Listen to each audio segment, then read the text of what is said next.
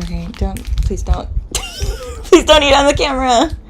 Or at least take it out of the package. Oh, I see. Because the sound? Yeah, it's noisy. Will this sound weird if I'm eating? Yeah. Thank you for calling out, KRISSY. So, yeah, can you do me a favor? What's up? Can you... Access your stream? Yeah, can you see if it's up? Because I can't tell. Can streamers ever go live? Oh, yeah, live. It is? Yep. Oh, okay. Thank you for calling out, KRISSY. But also, mute it. Okay. Just please mute it.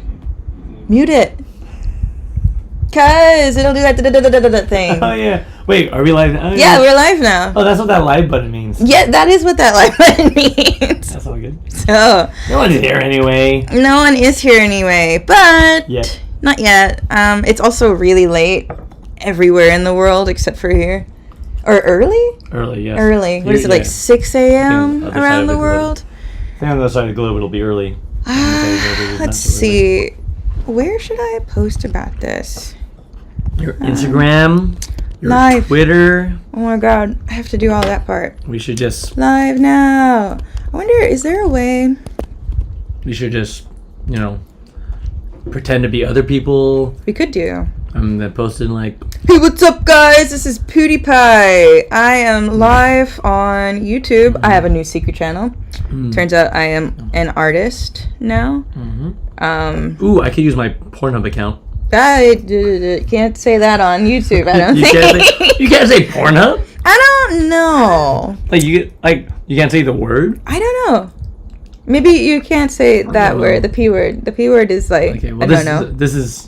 All right, well, P-Hub. We're going to shorten it. P-Hub sounds worse somehow. Oh, yeah, that sounds like a more dedicated version of Pornhub. Yeah. It's a niche. Anyway. Sorry. No, you're fine. I'm trying to figure out the best way to, like, talk about this. So I'm going to use your computer really quick. Oh. Okay, so if you want to watch me make a sticker, I'm live now. That was beautiful. Thank you. Okay. I don't have a good way to, like, share. What is is it just YouTube at KRISSY DIGGS? YouTube.com probably / KRISSY DIGGS. See if I can. KRISSY DIGGS, sure. Yeah, probably the short link is youtube.com. YouTube. Is there anyone here? No one's here. It's so. me. It's you. Hi. Post in the chat. Okay, hold on. Let me get back to the chat. Okay, ready? I'm gonna go back to the dominant internet. ASL. Remember that? I want to test it. I haven't seen what that looks like yet. Oh, look at that. It's right there. It pops up on my little viewfinder. Uh-oh. People don't say ASL anymore, do they? Because like everyone's I don't think just, so, because everybody's just on... voluntarily doxes themselves. Yeah, like chronically online, so everybody knows who everybody is, so... Yeah, that's the difference. I miss the old... The old days? The old creepy days. Back in my day when people just had avatars of... just really... Zangas and Gaia Onlines. You probably missed the Gaia Online thing, didn't you? Oh, that's good to know. There's a decent amount of latency between here and there. Okay. Wait, so when this goes up, is it like... Can people watch this later? Yeah, it'll archive it. So all the bullshit that we just talked about are like... Absolutely. It's all there. I mean, if you're really embarrassed about it, we can edit it out later. Ooh, we like there, yeah. So Darren joined us. That's good. Okay, cool. Hi. Yeah, we don't know how much latency there is. It's a good amount because my screen was locked a while ago. Anyway, shall we get started? Yes, I want to see you do art. Awesome. I want to make art. I don't know if you know this. This is the inimitable KRISSY DIGGS. It is me. Artist extraordinaire, and she's running a sticker club on Patreon. I am. And for that sticker club, she puts up a vote. Yeah. And the two options were bread or the word acute. Yeah, and shockingly, somehow you guys decided against beard. It was beard. Oh, it was in beard. bread? It was beard. I'm dyslexic, sorry. No, so somehow or another, beard was bested by acute. Yeah. Why wouldn't it? Much to my chagrin, somehow. Why wouldn't it be? Like, I don't know, but here we are. That's what happens when you use a random word generator. So we're going to make something related to ACUTE for February Sticker Club. And so I'm going to first take a look. So ACUTE has two basic definitions. The first being unpleasant or unwelcome. oh yeah, sure. Like an acute cheese. Yes. The other, which I think might be more interesting, is of course the shape, right? Actually, no, there's also acute. I guess it'd be like the angle, right? Yeah, but Darren's in chat. Darren's a mathematician, so yeah. Whenever you want to give us a full rundown of all of the mathematical and physical uses of the word acute, let us geometry, know. yeah, just put it in the chat. So, to reference. but yeah, I think I'm gonna go with a triangle because honestly, I don't know if you guys know this or not, but triangles are my favorite shape. Yeah. I have 2 triangle tattoos, and what better way to do the inaugural sticker stream than to do something related to triangles? And technically, you have 4 triangle tattoos. Actually, technically, I have more than 4. Technically, it's like that puzzle you see on Facebook. Like 1, 2, 3, 4, 5. Yeah, like 5. Yeah. You can't see, but I have a Triforce tattoo and a Delta tattoo. So. Darren said it means narrow, where I believe those other uses in the lexicon are coming from. I see. Yeah. And this was a very narrow topic for them to choose. It was indeed. Actually, I'm thinking about asking you guys, do you think it would be better in the future to use the random word generator, or would you guys be interested in voting for the next prompt? Just let me know. And by the way, if you want to vote for something next time, it's a good idea to check out my Patreon at KRISSY DIGGS 2. Not KRISSY DIGGS 2, but it's KRISSY DIGGS also. And you can sign up and you can become a member and you will have access to being able to decide those kinds of things. Yeah. So I'm realizing it is cropped out of the picture on the stream. Well, I'm going to fix that for next time. But for now, we're going to draw. Also, I'm Kurt. Sorry. I'm a person of no consequence. He is of much consequence. I'm just sitting next to her as she draws, so don't worry about that. All right, carry on. We're gonna bounce ideas off of Kurt, so don't worry. Yeah, I'm kind of I'm a Filipino sounding board. Thank you. So while we chat or while we draw, there are a few questions that a few of my Instagram followers submitted. Ooh, can I read them in a non-sarcastic way? Because I don't want to insult anyone. So you can ask me the first question, and as I draw, I will go through the questions. So, Japanese breakfast, good or nah? Who asked that question? That was that brown guy Tony. That brown guy Tony. Japanese breakfast. I'm gonna say, what was it? Yeah or no? Yeah, good or not? Good, for sure. Good. Yeah. So if you guys aren't familiar, Japanese breakfast generally consists of miso soup. Yeah, that's traditional. Rice. Yeah. Some type of fish, be it grilled or miso adjacent. Mm-hmm. And maybe a pickle or some kind of vegetable. Another popular food is natto. Yeah, I don't like that part. Yeah, like a fermented soybeans. Do you like natto? There's a specific natto I like where it's soybeans, but like the sauce is like this egg soy sauce. It's delicious. Can we curse on this stream? You can now. I think it's been past 30 minutes or something. Okay. Or 30 seconds, whatever. Okay. Well, it's fucking delicious. It's like an egg soy sauce. And it's, I would drink the soy sauce if it was available in large quantities. But usually egg soy sauce? Yeah, it's like slightly egg flavored soy sauce. Or whatever it is. Whatever that soy sauce that comes in natto. So that is actually quite good and very breakfasty. I've never had that before. But in where you live in Aichi, there is also a very specific kind of breakfast. Did you just dox me? Hmm? You just doxed me. It is in Aichi. Just kidding. Doxed you. I said you're in Aichi. That's on your profile that you live in Aichi. I know. I'm just kidding. I'm just kidding. Just joking. I didn't say you live in Komaki, where you live. Hey. Hey yo. Yeah. So no, there's morning-gu, right? That's a good breakfast too. Oh yeah, morning set. The morning set. Morning-gu. Morning-gu. Which is shokupan? Often. Shokupan, which is like this really awesome, like juicy, thick bread. It's so good. Not juicy. Juicy is not an appropriate word for bread, is it? Yeah, you could say moist. Moist, sure. Yeah. I like that word. People have a problem with that word, but that's a weird sounding word. I don't mind that word. Fluffy.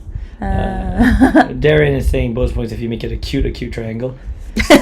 I'm trying to make. I want to make a cute girl on an acute triangle. That's kind of my. He said that his band, so Darren has a band called the Natto Heads. They just played a anime convention in Bristol. Oh, Is wow. that right? In Bristol, I think. Wait, do you actually like natto? Is what I want to know the answer to. I think their bassist is Japanese, and she's probably the one who likes natto. Correct me if I'm wrong, Darren. But yeah, and also that's my That's my joke. How is it? Was your joke? You must, using a really poor Filipino accent, is you must be an angel because you're so acute. So that would be my acute Filipino joke. Oh yeah, this triangle's coming out kind of cute. All right, let's go. Let's move on with the questions. Question number 2. Well, you gotta make them last too. So okay, but wait. Oh, you gotta make them. Oh, are we just landing? Are we just? Well, there's only like 5. Yeah, I did like that question though. It was a good But if question. anyone in the chat wants to ask more questions, please don't hesitate to ask. There are now 4 people in the chat. So there are. Oh, only just one. There are now 4 people. There are 2 other people watching. Oh, hi, 2 other people. Who's watching? Pa! Long time no see. Pa Dugan. We used to work together on Channel Awesome. Ooh, way long ago. Yeah, I've heard legends. Actually, you would like his content a lot. Well, probably after this, I'm going to, after I finish the P-Hub, I'm going to get on your channel and check out some let me tell you about it. He does, like, music stuff. Yeah, he, like, game music and stuff. Oh, that's cool. He's got a really awesome ear for things. Like chiptune stuff? No. Not just. Kind of like, you just have to watch it. I mean, maybe, Pa, you can talk about it. Yeah, feel free to write in the chat. I'd love to talk to you virtually about your channel and video game music. Sure. I don't play as many video games as I'd like to, or as I used to, but I still really enjoy video game music in general. Like Persona, you've been playing Persona. You like the music for that game? That soundtrack slaps. Doesn't it? Yeah, both the versions. I wish we could play Persona 5, or you could watch me play Persona 5. One of these days, we'll do that. That one is a bop. I agree. Yeah. I like that. Japanese breakfast is good or not. Another question. Another thing there is like the role of like cereal. They have granola here in Japan, right? They have like Japanese granola. It's expensive. But it's really good. Yeah. And I eat it with milk like cereal, but I don't think that's a thing here. Right, yeah. Oh, also, oatmeal. Oatmeal is like weird here too. Like, in America, typically I feel like it's kind of normal to eat oatmeal with like fruit or like, like a sweet flavor profile, right? Yeah. But for whatever reason, in Japan, that is like weird. It's marketed like savory. Yeah. Some things, that is kind of bizarre. Despite probably the market being into it, if you. Sure, I mean, I think people like it here. It's just kind of funny because people will be like, "Oh, ew, you put butter in your oatmeal." Yeah, there's just a psychological barrier sometimes with certain foods. Yeah. And oatmeal being one of them. Yeah, I remember I told my class, one of my students, that I like to make spaghetti out of soba noodles. Oh, yeah. For, like, healthy spaghetti, which soba is, like, buckwheat noodles, if you've never, like, had those before. Mm. And my students were like, ew, what? How dare you use the noodle for another... Yeah, that's like, what do you mean? It's just a noodle. Yeah. Like, despite spaghetti also, noodles coming from Asia in the first place. Right, yeah. Really super silly, but, it's just cultural difference. Ooh, so your friend, Pa... I'm working on a big audio restoration project for old games at the moment, and most of my music stuff is purged from YouTube. But you do have a Daily Motion somewhere, so go on Daily Motion and search up. So, do you like King's Quest? Have you heard of that game? I have heard of King's Quest. Yeah, he did a really good deep Let's Play of like King's Quest. Ooh, I forget which one. That's a deep cut. I used to love watching those. Is that a Sid Meier game? I'm not so sure. I've never played one before. I just know it from watching Paul play it. King's Quest game. I'm curious now. Because I know adventure game. Sierra. Sierra, that's right. Yeah. No, Roberta Williams, who is also the creator of Mystery House. Mystery House. Interesting. I don't know what that is. Well, me neither, but I've only heard of things. Mystery House is a mystery to me. Yeah, me too. I mean, that'll be content for your channel later. All right, let's move on because we only got through 20% of the questions, so we got 80% left. So what percentage of Japanese people do you come in contact with who speak English? And this is from Nimbus_TV. Oh, that's a funny question because I'm an English teacher, so oh sure, yeah. A good percentage, but out in the wild, 10%, 20%, confidently. A lot of people speak English, but a lot of people don't feel comfortable or confident speaking English. So a lot of times people will be like, "No, I don't speak English very well." Oh, like, sure. But you just said all of that in English. So, but yeah, exactly. Yeah, a lot of people just kind of don't have confidence to speak it around. It's also the spaces that we get into as Sure. a foreigner. Like we naturally, not necessarily hanging out only with like other foreigners, but the spaces you go to will happen to have a lot of Japanese people who want to meet foreigners or whatever. Yeah. And so that's kind of like I'm a musician, so in the music spaces I sort of like travel around. You'll have a lot of people who play music, and they'll just have an interest in English because they love, American and Western music and so on. Sure. And some of them don't speak any English, but they're still good communicators because music is some kind of language. And but yeah, sure, 20%. That's like a pretty seems like 15, about 20. Right? Yeah, that seems like a good number. But if you go into certain like a traditional izakaya, that number just drops like straight to 0. Well, there's like a weird like threshold because like the drunker people get, the more willing they are to attempt to speak English. Communication. So nome meaning like drink. Yeah. Communication. No communication, right? No communication. No. Yeah, no communication, I guess. It's kind of portmanteau.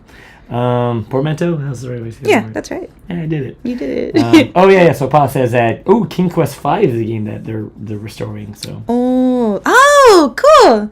So that's really neat. Yeah. It's something you're really passionate about, so I can imagine it's going to be fantastic. That's super cool. Ooh, look at this. I like where you're going with this drawing. Let's look at the art. Look at you and what you're doing. Your character has sneakers. I'm assuming it's a female presenting. And, yeah, that would be accurate. And a triangle in the background. She's also kind of got this acute, posing. Oh, sure. Oh, that's clever. Yeah, like acute angles in her, angle of her legs. That's a good idea. Angles.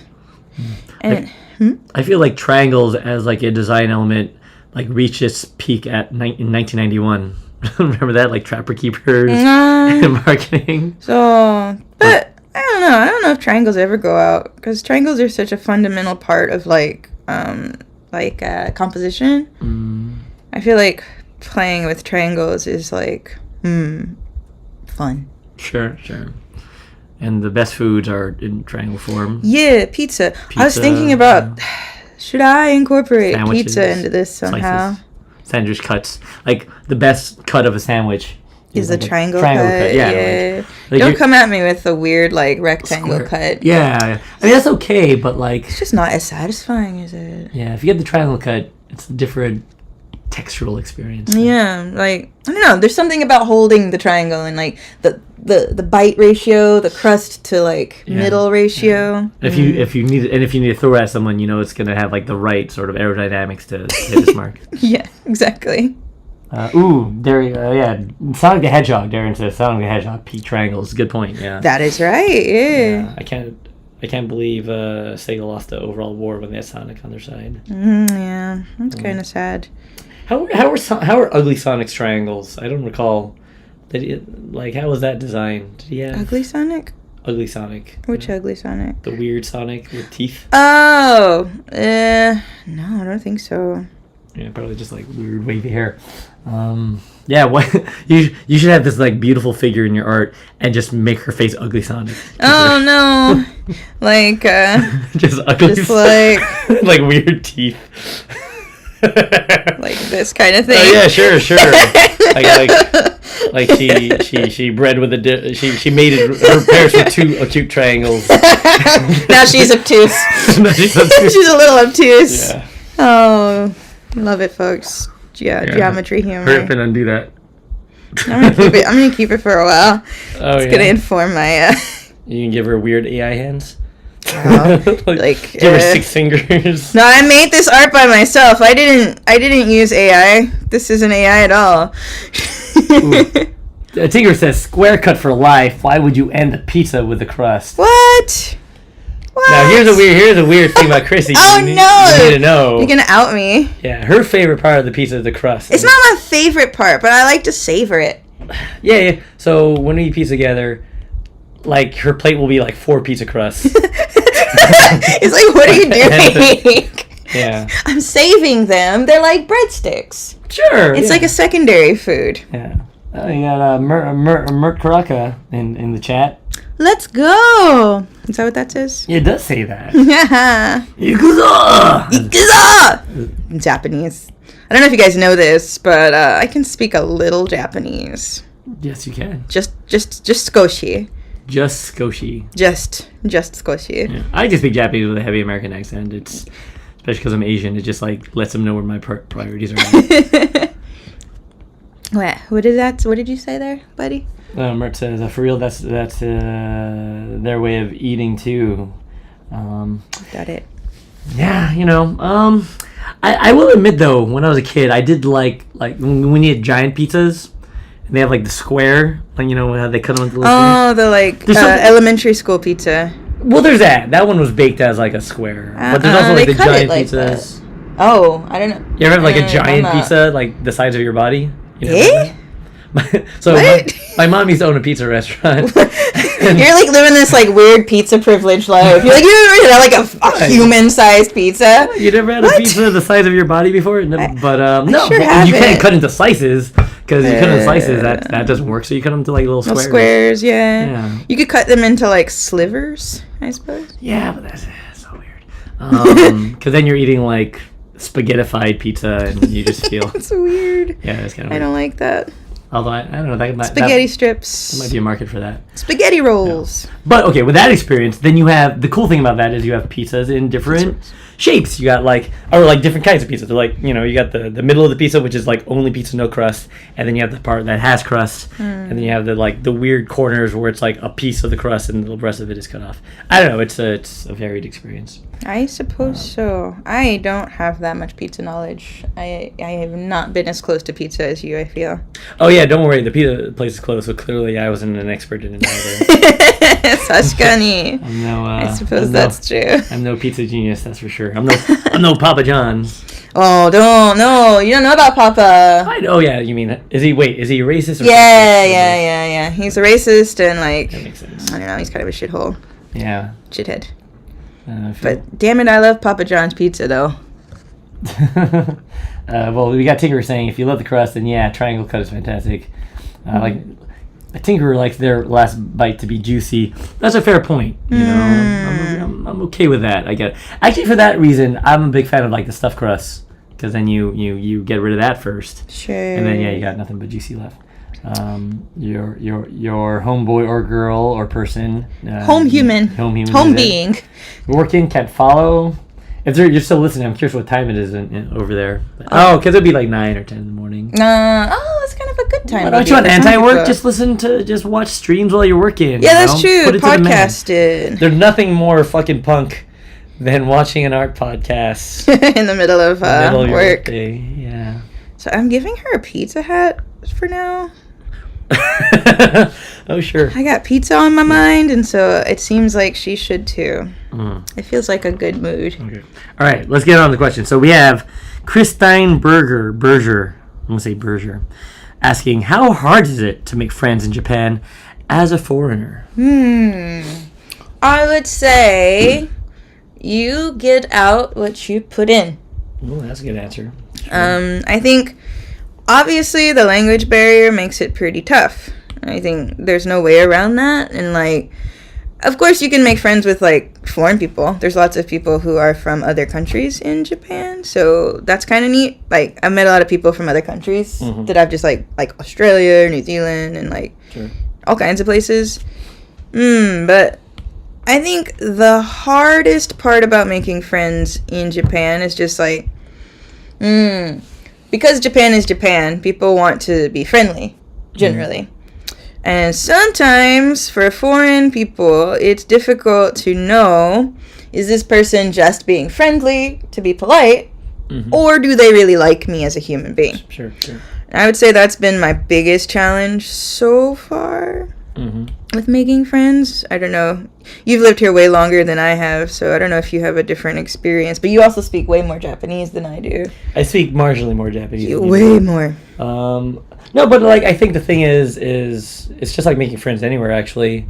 Sure. Especially when you're adult. Like I see this lament a lot on like how do I make friends after 25? And the truth is, it's always gonna be hard if you don't have like a social context in which to meet people. Sure. So I've made a lot of friends just because I'm a nerd who has a lot of different interests and hobbies. So I'm able to make a lot of friends based on the things I'm into. So I'm into music, I'm into games, and I've made a lot of like long-lasting friends through each of these things. Less because of my ability to speak the language, and more because I just find people who have mutual interests. And it's interesting too, like in my band, and so KRISSY sings with our band sometimes. Or actually, recently, she's a great singer. Check her out sometime. We'll do some songs. But no, So in our band, we have our guitar player. He barely speaks any English, and then our drummer barely speaks any Japanese. But like 80% of the time, they speak just fine. Because they're good at communicating, and it's pretty funny to watch. Like one guy will speak Japanese, and the other guy will respond in English, and then if they don't know, then they'll use a little Japanese or English that they know to sort of bridge the gap. But it just works because they want to communicate. So that's a big point. Like effort. Like how much do you want to make friends with somebody? You find a way to communicate with each other, and just having that shared really helps that. For sure. I will say, and I don't want to sound like I want to frame this the right way. One tricky part about coming here is like a lot of people come here because they have interest in like Japanese culture or whatever. Sure, yeah. Anime or whatever. Yeah, especially. Yeah. But the issue is if your interest is anime when you come over here, if you don't have great Japanese, it'll be way harder to make friends because people are like super otaku in anime. I found that they can be difficult to communicate. Yeah, because they're just kind of like not nerdy, social. It's kind of the same kind of person that you would find in America. Yeah. And they also don't speak much English, so that could be kind of tricky. So be prepared to study Japanese, B, find different communities to connect with people, and just try. Yeah. Do your best, If you're talking about dating, that's another thing. That's a whole other thing, and but that wasn't the question, so we'll they'll save that one for another one. And if somebody wants to ask that question, they can, but not right now. All right, let's move on to question 4. Pause. Sorry. Yeah, by the way, if you are in the chat right now, first of all, hello and thank you for stopping by. If you have a question, please feel free to ask in the chat, and we'll kind of field that too. Yeah, Mr. God says that they're thin crust is their favorite style, and he also likes cutting pieces in squares. And Mert says that they're hungry now. Sorry, I am too. I didn't eat dinner. I'm a sap. Yeah. Oh, you didn't eat dinner? No, I forgot. Do you want me to fix you something? Nah. Fix you it's too late. I do like tacos. Yeah, tacos are good. I'll think about it. I'm gonna draw first. Focus. Yeah. Sorry. Okay, next question's cool.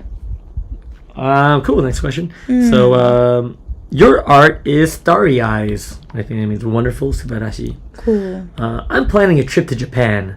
What's the do's and don'ts of a ramen house? Well, I'm not that great at ramen. I just started eating ramen, which maybe is crazy for you guys since I've lived here for like 3 years. But, I mean, don't be weird. Don't take too long eating, I guess, if it's a popular ramen spot. Because, for example, there's like this really good place nearby that we went to the other night, and super popular, and usually there's like a line all the way down the street for people trying to get ramen, right? So obviously don't be a dick. Don't sit around with your friends and like chat and like Yeah, ramen is basically a kind of fast food, but on the top tier of it.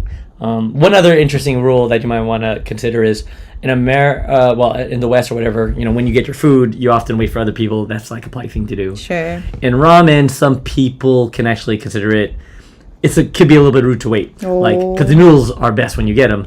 So it's not rude to just dig in, and you're actually expected to just start eating, not let your noodles go bad. So I remember I was waiting on a date one time, I went, and then she was like, no, start eating right away. She was getting mad at me for waiting for her to get her food. And then so eat your noodles right away. So that's something. I learned something. Thanks, Noodle Senpai. What are the other do's? Another do of ramen? Sorry, I know a bit more about ramen than KRISSY, so I'm gonna. You do. Sorry. They got refills. Refills are a thing here. So noodle refills. Really? Yeah. Well, not all places do it, so you got to look for the kanji, like the kwadi, like refill. And usually they charge like 50 yen, and that's not bad. 50 yen to 100 yen, which is about the equivalent of like $1. But yeah, you spend like $1, and you basically get another half bowl of ramen, and it's delicious. Dope. I didn't know that either. I'm learning today. Yeah, that's good.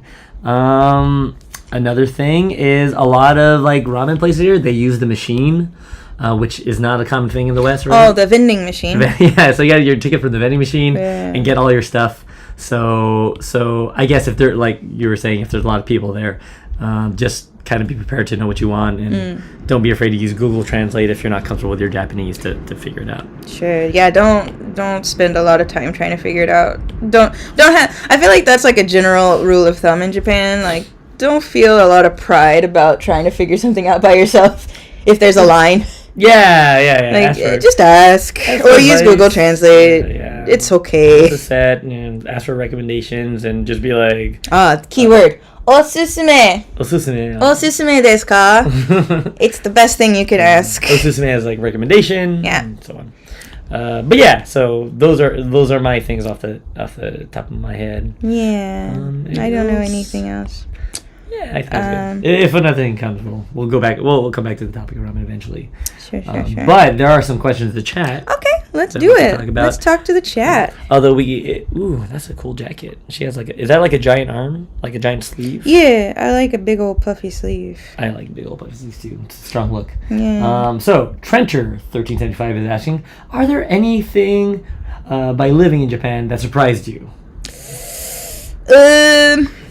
Big thing. First thing, actually, it's something I didn't notice until I went back to America to visit people. How quiet Japan is. Even in like the big city, Japan is so quiet compared to America. Like, and it's not just like the train or like the bus or whatever. It's like the streets and stuff. Like, so at night when you're walking home, even in like a big city, it's pretty quiet. You don't really hear a lot of people like shouting or like cars even. Like, it's just a quiet place, which is really peaceful. What else surprised me about Japan? The safety. Yeah, it's pretty safe. Like, and not just like physically, right? Like, you could like drop your wallet and then like you will find it. Like, if you go to the local Koban or like police station, someone will be like, oh, something about your wallet. Yeah, I lost my house key like twice when I first moved here, and both times I got it back within like a day. That's a really interesting cultural thing where if you find money on the ground, people will bring that money to the police station. This is a fancy thing. So I don't know if it happens so much here, but when I was living in Kanazawa, like, you know, like you'd walk around and you would see like a scarf or something. Yeah. And instead of just like people taking it or like something like that, people would put it up in a visible place or like tie it somewhere so that if somebody came back to get it, it would be there. And this would happen for like keychains or like all sorts of like earrings or like little things that porno mags. Maybe. But you know, like stuff that you would imagine people would like take.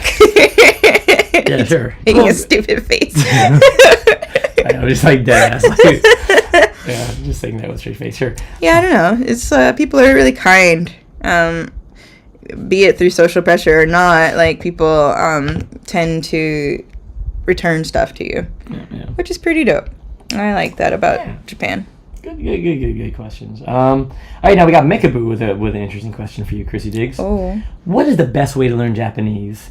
And would you recommend taking online classes or public classes? I'm the worst person to ask because I suck at Japanese. Well, I mean, you're learning though, and so like what works for you? When I was being serious, talking to people, I would say, is the best way to learn Japanese. Making an effort to like listen to a lot of Japanese has been really helpful. and sometimes I play video games in Japanese.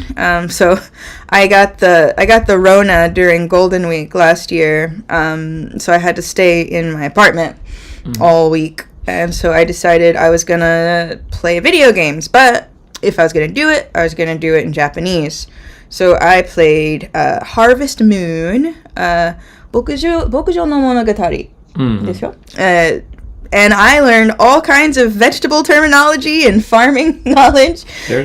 Because a lot of like games, especially games for kids, will have not just kanji, but something called furigana, which is when they have hiragana, which is like basically the alphabet, like I don't know how you would describe it, syllabary, like alphabet, whatever. So you can practice learning some kanji by doing games like that. I tried doing that with Pokemon, but it was like a 2-part problem, and like Pokemon has become like really boring in recent years. Yeah, for me probably, and other people too. But then the bigger problem is that there's all these like words that are like Pokemon specific, and I was like, is this Japanese or is this what Pokemon's name? I don't know what this is. Sure. So I imagine the same thing happens with Japanese like learners who try to watch like Marvel movies or Harry Potter and learn English, and they're just like, oh yeah, well, you know, I used to be a Muggle. You know, just a normal person, just such a Muggle. I was just such a Muggle. Which they would use in a business interview or something. But yeah, I would say if you're gonna like practice using like native material, be careful about the type of native material. Yeah. Also, a lot of people make a big mistake about like, and it's not necessarily a bad thing, but like the Japanese that you hear in anime, as Americans say, is not always good Japanese. Yeah, you have to keep the context in mind. Yeah, or like the type of character that's talking, you know? Like one thing that I had to learn was that like a lot of times like cute characters in anime will use like ore instead of watashi, like as I, like ore, which is like, I thought, oh, it's cute. But like no one talks like that in real life. It's like an anime thing. Men often say ore. Yeah, where it's masculine, right? Yeah. But for whatever reason, in anime, cute girls do that, and I don't know why. Yeah, it might be a. That's a good question. I don't watch enough anime, right, to identify that. But basically, there's just like a lot of nuance between like Japanese that if you're learning it from like all kinds of sources, you just kind of need to be careful about what you're learning. Yeah. Ask somebody. Megabu does thank you for answering their question. Yeah. And they've been listening to a lot of Japanese and from anime, video games, and VTubers. And yeah, I think like I guess my word of advice too is just make sure. The tricky part too is inundating yourself, flooding yourself with a bunch of Japanese, but you don't necessarily know it. It does help to make sure that you're listening to things that are comprehensible. Like in like language learning in general. Like I think there's a rule of thumb where ideally you understand. Paul Nation, I think this is a language learning researcher, but I think it's something like I want to say 85 to 95% should be comprehensible, so that you can understand the remaining, even if you don't understand the 5 to 10%. Like you can still understand the whole context of the sentence. Right. So that's like a lot of words you need to know, and that doesn't necessarily just mean listening to like kids stuff, because like kids have a lot of like, even if you read like a book made for kindergartners, like a lot of words you won't know. But there are certain animes that are easier than others. Like Polar Bear Cafe. Polar Bear Cafe. I've heard it's a really good one. I haven't actually watched it since I started learning Japanese, but my friend from college told me that it's a really great tool because they use really simple and like clear Japanese. Oh yeah, okay. And it's useful because it's about cafe life and stuff. So. Right, yeah, everyday stuff. Yeah. Yeah. So it's fine to watch the stuff that you like and the crazy stuff, but keep in mind that if you're really serious about learning and you want to like do what we call extensive listening or extensive reading, to make sure that you understand like 80 to 90 or 85 to 95% of it, and that'll help you pick up new words. But if you only understand 15-20%, chances of you actually picking up stuff becomes way harder, just because your brain won't be able to process all the new vocab. Sure. Kurt is a language nerd. I don't know if you can tell. A little. I'm a nerd in a lot of different ways, but yeah, I guess language is definitely one of them. Oh, it's cool. But yeah, good. So yeah, keep at it. expose yourself. Not like that. Yeah. What kind of stream is this? Yeah, that's after hours. That's after hours. A family art oriented. No, I never promised family friendly. That's fair. Yeah. Well, how does art? This art looks pretty family friendly. She has keys. Yeah. She got a pizza on her jacket. Yeah. Oh man, she has a pizza hat. I'm imagining she works at a pizza shop. I mean, that could just be like, how do you say it? I can't say this very correctly. Haute culture. Haute couture. Haute couture. Haute couture. Haute couture. Like something you'd see on Did you say hot culture? Haute culture. Haute culture. Haute culture. Adorable. Yeah. Yeah, cool. I like her pizza hat. Thanks. We got a question from Myth the God. Sure. In the art world, who are your favorite artists, big or small? It's a tough question. Yeah. Big. Yoshitaka Amano is probably one of my favorite illustrators of all time, I would say. Famously known as the illustrator. For Final Fantasy concept arts. He's the guy who does literally all of the little, like, logo illustrations that go in there. And a lot of the original character designs from up until maybe 10. Maybe he still does, but I don't think he's the lead illustrator anymore. But yeah, I really, really love his work. Just like his stylization and like usage of watercolor. When I was in college, I really wanted to use watercolor. But I suck at watercolor. But because of him, I started learning how to use color more, I would say. I think you just have to do it more, right? Sure. I can do watercolor. It's just a matter of like time and like space and stuff. Yeah. And money, because watercolor is expensive. Yeah, it's funny when you say when you say watercolor. Growing up, when I used to watercolors as like a kid, it would be that chintzy little plastic thing. Yeah, no, that's the worst kind of watercolor. That's a watercolor, right? No, real watercolors come in like a tube. Okay. Like all other paints. And they're really high concentration. And oftentimes the pigments that they use are really expensive. So, for example, if you've got a cadmium blue, cadmium is really expensive. Or a phthalo blue. I know, these are all like... Yeah. Ooh, no. Ooh, tell me more. I know, I'm being like... What's the fanciest name for green? There's a new one. Oh, I forget what it's called. It's really pretty. I don't know. Billionaire green. Ver something. I don't know. It's like a foresty green. It's like a color of the year or something. Okay. I thought magenta was the color of the year. No, that's not called magenta. It's called something else because Pantone said so. Oh, I see. I forget what it's called. Sure. Something stupid. Love you, Pantone. Sponsor me. Something dumb. Anyway, this is brought to you by Pantone. Yeah, this stream has been brought to you by Pantone. Yeah, also, Papa John's are racist. This stream has been brought to you by Papa John's Pizza. No, Domino's. Domino's, yeah. Domino's Pizza. That's the jingle here in Japan. Is it? Domino's Pizza. Yeah. Oh, speaking of pizza, pizza in Japan is like an interesting game here too. It's so expensive, but so good. Yeah, I do like Domino's here slightly better than Domino's back home. Domino's is I feel like the GOAT when it comes to like pizzas here for me. For like the American pizza. Americans, yeah. Although there's one that I really liked in Kanazawa called Texas Hands.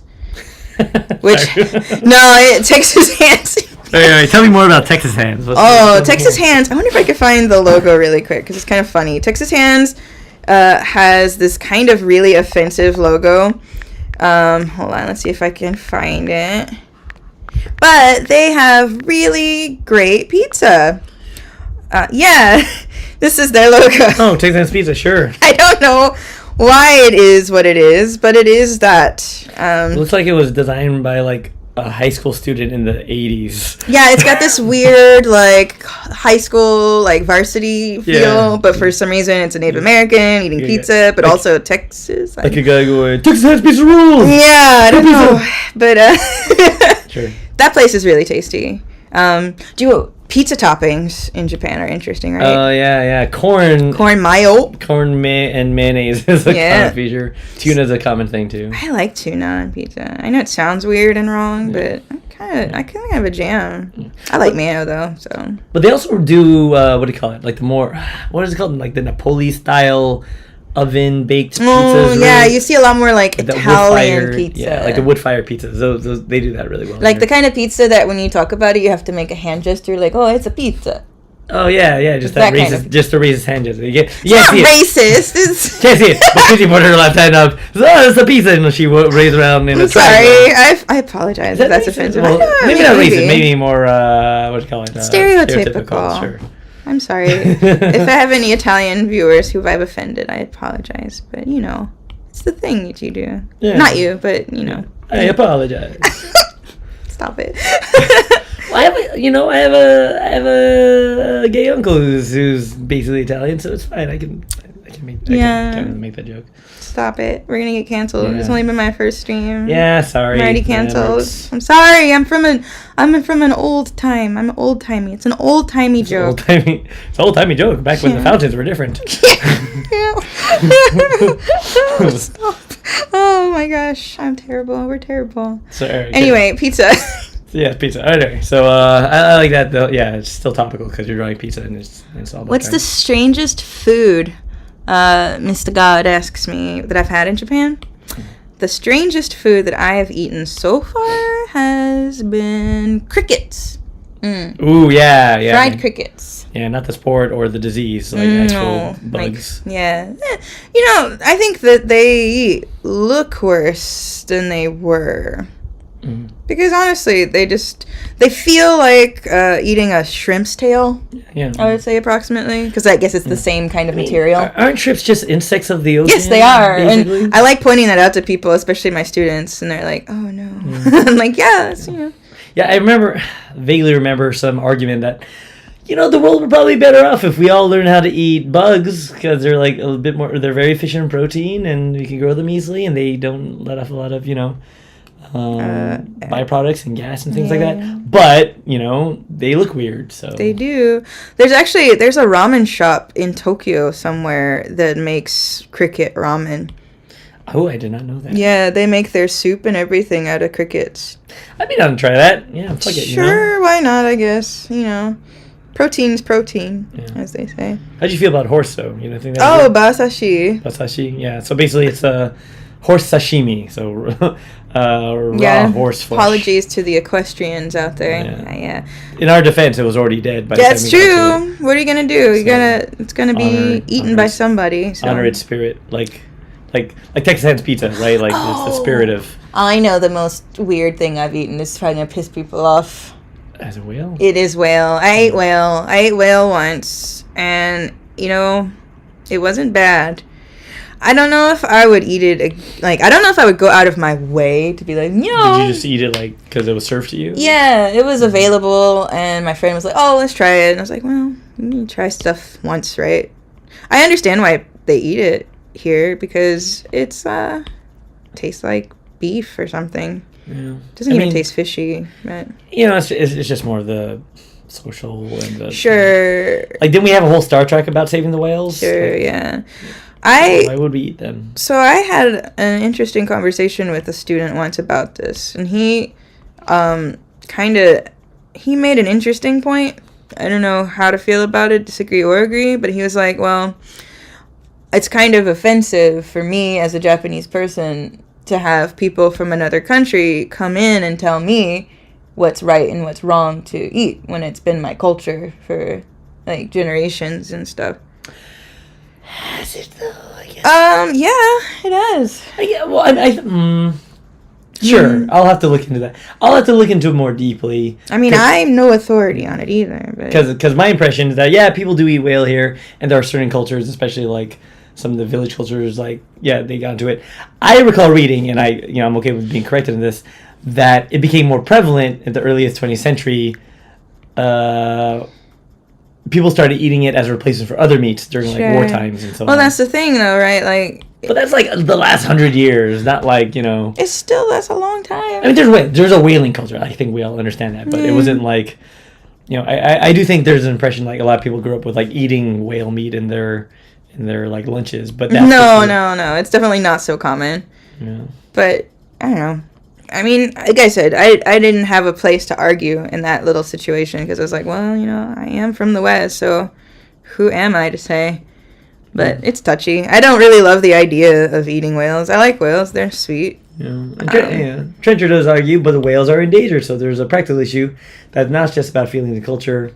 No, I totally agree with that. Yeah, which is totally fair, right? Like Although there's so many things that are definitely going endangered that are eaten here too, like eel. Yeah. Love eel, but it is definitely also dying. Well, on the flip side, in the West, is there like something that American or British, let's say polar bear. Wait, do Americans eat polar bears? Just kidding. I guess technically no. Americans could eat polar bears. Just but what it is like as bad as it is, chickens and cows and pigs. Veal, I guess. Yeah, but that's not endangered. That's just cruel. That's a different kind of awfulness. Sure. I don't know. There's nothing really that we consume that's endangered, is there? Yeah. I guess we make things endangered with by virtue of our lifestyles, but sure. Miss God to say they tried alligator before. Oh yeah, I've had gator. Yeah, they have gator. Yeah, they have gator burgers here too. And we have a little. Can you get that here? Yeah, there's an Australian bar where they have these sliders, like Australian sliders, and it's like I think it's alligator, kangaroo, and maybe catfish. Oh, is catfish Australian? I don't know if it's catfish. Don't hold me to that. I'll have to look into it. Trencher does say that in their country, whale was a cheap second grade food, and I remember not liking it. What? Where are you from, if you don't mind? Yeah, if you don't mind asking, where are you from, Trencher? Where whale is? Whale, are you from? Second whale. Nice. Nice. All right. Got him. I like that one. Got him. But I need a buzz. I need a sound for like when I make a pun. Oh, sure. A pun button.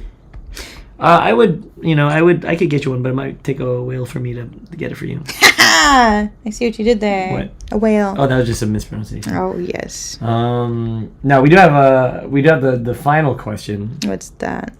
If you want to get into it, what do you do for a living in Japan, and what's your uni degree? And then the last question, you don't have to feel compelled to answer. How old are you, by the way? Oh, well, let's say I am 21. 22. 22. Oh, 20 years ago, actually. Yeah. Let's say that. I am currently teacher. That's pretty much what everyone does when they first come here. Special visa. It is the easiest way to become a citizen or a resident of Japan. Mm-hmm. And what was the other question? What's your uni degree? Oh, my uni degree is illustration. I have a Bachelor of Fine Arts in Illustration. What's the name of your the school? Maryland Institute College of Art. Oh, he's from Norway. That's so cool. Is it cold there right now? I wonder. Yeah, northern hemisphere in February. Yeah. Should be pretty cold. So no. I would imagine. That's a nice school. That's a nice art school. Yeah. In it. It is, or at least it was when I went there. I don't know what's going on with it these days, but it was sold to me as one of the Ivy Leagues of art schools. I don't know if that's really a thing, but that's how it was sold to me. Apparently Walt Disney went there for a time, which is pretty cool, I guess.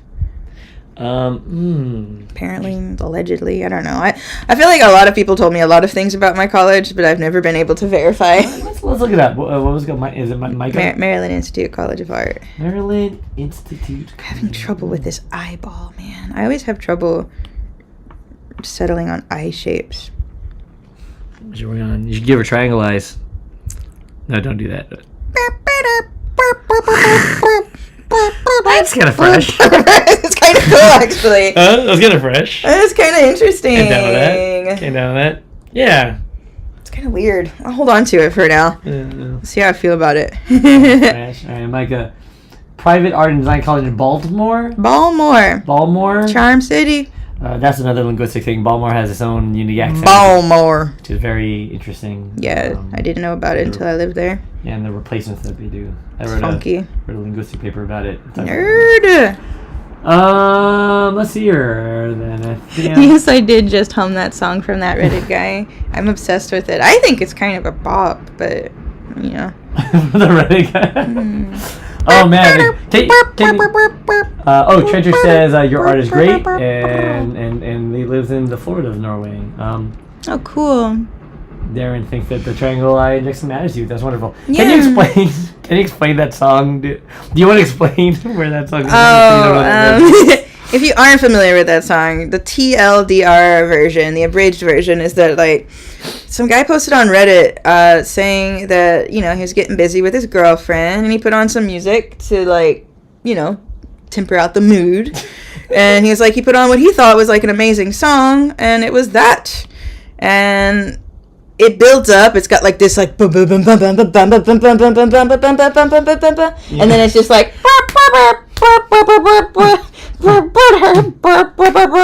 So the reason he cited was this tempo was perfect for lovemaking. Yeah. And that's why he had to settle on that song. Yeah, so I don't know. I gotta let's get that tempo down. Yeah, he bumped on the BPM. I'm pulling up my my metronome right now to see what that BPM. Do it a little less loud. Oh, sorry. Yeah, I am very loud. The clapping is all. Yeah, I'm getting it. Oh, I'm re-downloading my my metronome, but we're gonna get that. What is it? Can you sing it? Can you get that melody again?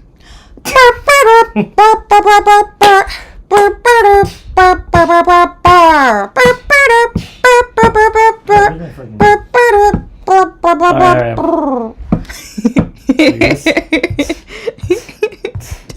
85. It's about 85. It's about 85. I think it's a solid song. About 85. Let's say it's 85. So if it's 85 BPM, what other songs could we suggest to this guy that would be good for lovemaking? So 85 BPM songs. There's the Verve Bittersweet Symphony. Bittersweet Symphony. You know that one? I don't know that one. Ooh, this is the best one. You ready for this? Come Together. Come together. It's funny too. Right now. Contextually funny. Yeah, it works. Over me. Ooh, there's Umbrella. Oh. Umbrella is 85 BPM. And, you know, that song's basically about a condom, right? In the sunshine, we shine together. I guess it is. Yeah. We'll be here forever. Yeah. And then, was it, what's the lyric? Coming on me? Isn't that it? Come on me? Nope. Does she talk about coming on her? Nope. You can come under my umbrella. Oh, sorry, come under my umbrella. My bad. What's close? We got close. I never thought that song was about condoms. No, it's not. I don't think it is. Oh, it's about safety and protection. It is about safety. Well, which I guess condoms are safe. also about safety. That's true. I was in Mohawks. Even the title is fucking ridiculous. Yeah. Sounds like a new programming language. Which I guess it is. Yeah. So those are some songs you could just KRISSY DIGGS. Good to know. Thank you very much. Now, KRISSY is a great singer, actually. And, yeah. No. Killer version of Umbrella, which I'm a big fan of. Boop. Pour some sugar on me. Pour some sugar on me. Ooh. Okay, you know this one. Teach me how to Dougie. Teach me how to Dougie. Teach me how to Dougie. That's all I know. I don't know how that song goes, actually. Everyone, you can take my black card. I don't know how to Dougie. Well, I mean, that's what the song does, though, right? Isn't the song there to teach It does teach me, but even when I am being taught, I cannot understand the Dougie. Yeah. Plus, does the song actually tell you how to Dougie? Or is it just a plea to learn how to Dougie? Do not play it. No, I'm not going to play it. I'm just saying, because, copyright I'm stuff. looking at the lyrics. No, she's talking about, like, well, okay, the person is asking the person to teach them how to Dougie. Sure, yeah. And then, it says put your arms out front and lean side to side, and they're gonna be on you when you hit that Dougie, right? Oh. So, and then like ain't nobody fucking with my bro from Morningside. I feel like if I followed these instructions like line for line, I would look really stupid. That should be a thing where you like, this is a pretty old song now, right? Yeah. That should be the TikTok challenge. You just like pro style tell people the motions to these popular dances, but don't tell them and see what they come up with. Yeah, just explain it. Like the cha-cha, what was that one cha-cha song? To the left. Take it back now, y'all. 4 hops now, right foot, 2 stomps. Yeah, but don't do it. Just tell them. Just tell them and let them organically come up with it. Let them figure it out and see how clear the instructions are. That is interesting because everybody kind of has like an idea about how it looks to do these kind of dances. Yeah. So like imagine if you just told someone how to do the hokey pokey. Yeah, you put like it would look a little different probably than what you would expect. I like that. Let's put that on the long list of things we need to do in the future. The project docket. Yeah, we could use students here. Yeah, people who don't have the cultural context for it. I'm gonna teach you how to Dougie, but you have to just follow these instructions. That's funny. Mekaboo does say that Ports and Jeremy is their favorite. Nice. Def Leppard song. It's the KRISSY from my head to my feet. I don't know that much. Are you a big Def Leppard fan, Chrissy? Hey, my dad probably was, but I don't know if I mean, I'm sure if I heard a Def Leppard song, I'd be like, oh yeah, that's Def Leppard. But for some reason, off the top of my head, what are some other hits? Let's see here, Def Leppard. What are some other Def Leppard hits? Yeah, Mekaboo. Well, there's Hysteria. I can't remember that song. There's Photograph, but not the Nickelback. Look at this photograph. Not that one, right? No, not that one. Look at these graphs. I don't know that many. You know that meme? Look at this graph. Yeah, I like that one a lot. Stupid art memes. I do like Def Leppard for their drummer, for just what I know about the drummer, where he's like one-armed, right? Oh, really? I think he lost an arm in an accident, and so he's like a one-armed drummer. Was it a leopard accident? Was it a leopard? Like he got rid of a leopard, or maybe he is a leopard? Did he have a fight with a leopard, and then he stabbed the leopard with like a drumstick after it bit his ear off, and then he was like, "That leopard is deaf." Yes, I get it. Yeah. Okay, I'm sorry. It wasn't funny. No, I like it. I thought it was funny. No, but that's definitely but deaf is spelled in the cool way, right? Yeah, I know, it's deaf. That leopard is deaf. That's the only Def Leppard song you know. Yeah, same as us, I guess. Yeah.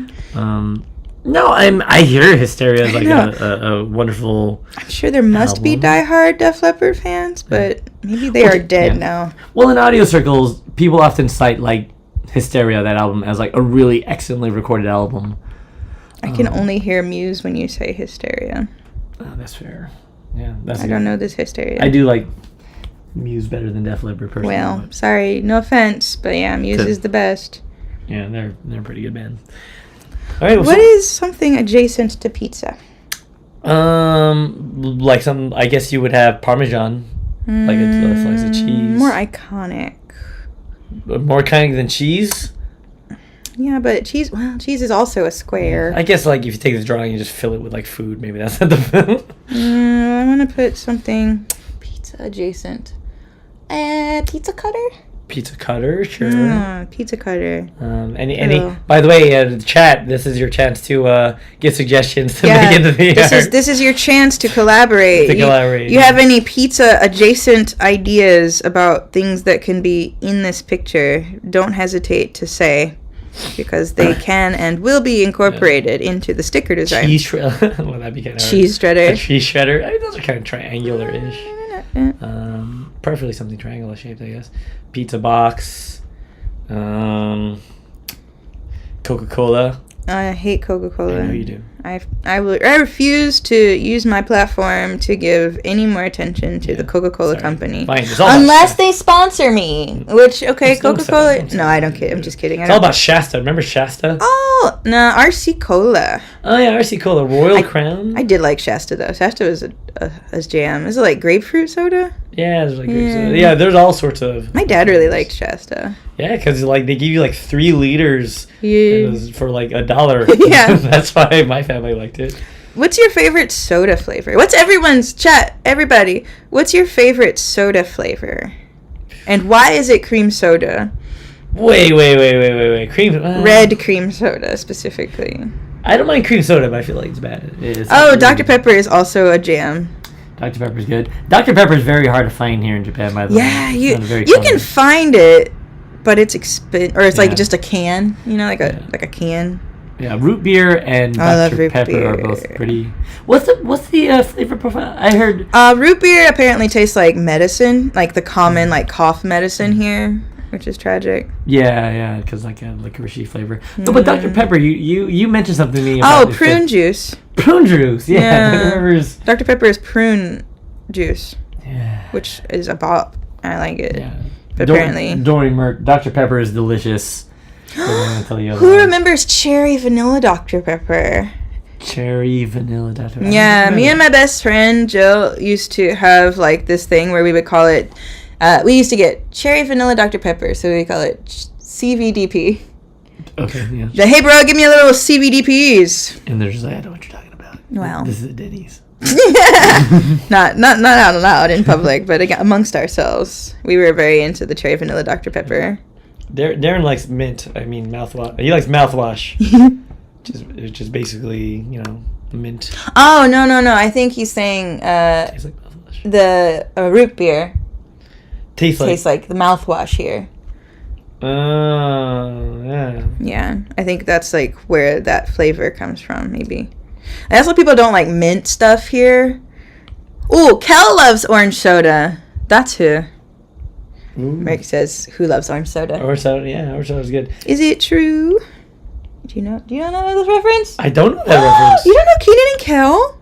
Oh, well, I know them. You don't know the orange? But I don't, is that from Good Burger? No. Well, yeah, but it's also from All That. I know a little bit of All That. I know some Keenan and Kel. I know 702's theme song, All I Want. That song's a bop. Remember that one? Maybe. I don't remember. I can't say. I'm not going to pretend to sing it because I'm a terrible singer. But, the Good Burger. Oh, this is all that.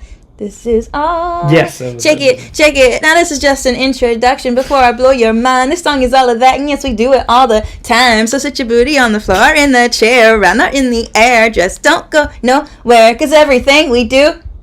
Oh, there's all that. We're entertaining you.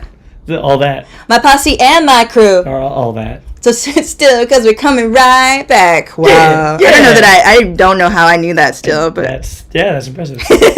I haven't watched that show in like 20 goddamn years. Okay, next to do Legend of the Hidden Temple. Wait, did that have a theme song? I don't think that had an actual like. Oh, I am Olmec from Legend of the Hidden Temple. It had like a. We have rich white kids competing for treasures. God, I wanted to be on that show so bad. If there was any show that I really wanted to be on as a child, it was definitely Legends of the Hidden Temple. They didn't bring that shit back for adults. I would totally go on Legends of the Hidden Temple as an adult. If you're not old enough to know Legend of the Hidden Temple, it's a show about people going through Indiana Jones temple thing where you're trying to get a gold statue. Is that it? You solve puzzles, yeah. But you have to answer like trivias and stuff, right? Yeah, you have to solve puzzles and quizzes and all that stuff. That should just be an adult thing, I think. I think like Ninja Warrior, but with like a puzzle. Probably. I feel like they must have tried that, right? Like, if they haven't, what are they waiting for? Funding. But with like the internet and stuff, it would be so easy to do. Would it though? Yeah, dude. If Mr. Beast can make all the crap that he makes, like, there's no way they couldn't do something like that on the internet. Sure.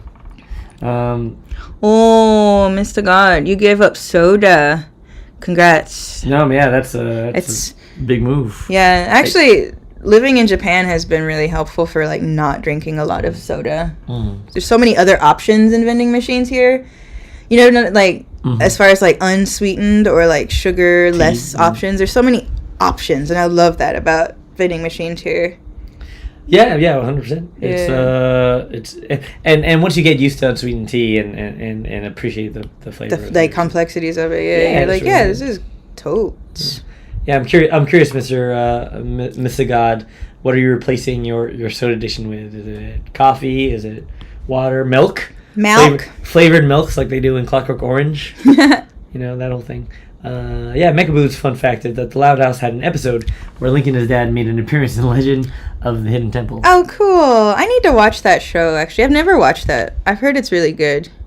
You heard of Loud House? I have no idea what it is. Yeah, it's a Cartoon Network show, I think, or is Disney. A newer show? Yeah. Oh, okay. So they do like a reference. Apparently, cool. Yeah.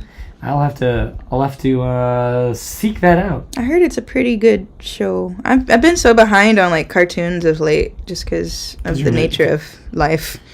Cartoons are for children. KRISSY. No, I love cartoons. Cartoons are for everyone. That's true. Yeah. Do they still do Saturday morning cartoons in America? They kind of do them here. Do they? But I'm curious if that's like a whole program. I feel like kids don't even watch TV anymore.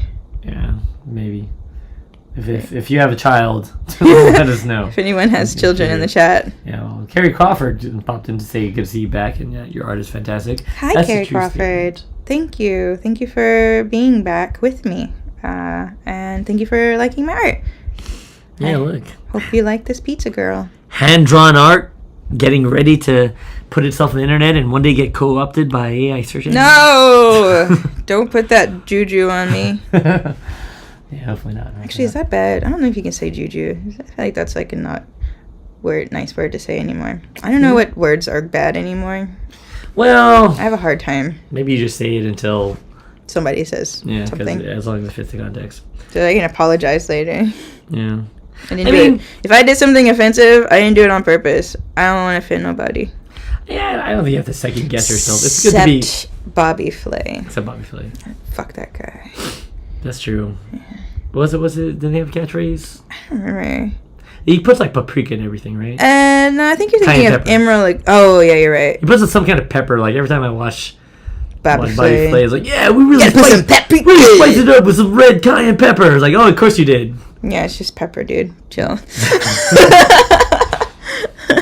Oh, Carrie Garfer says, no more Saturday morning cartoons. No, it's tragic.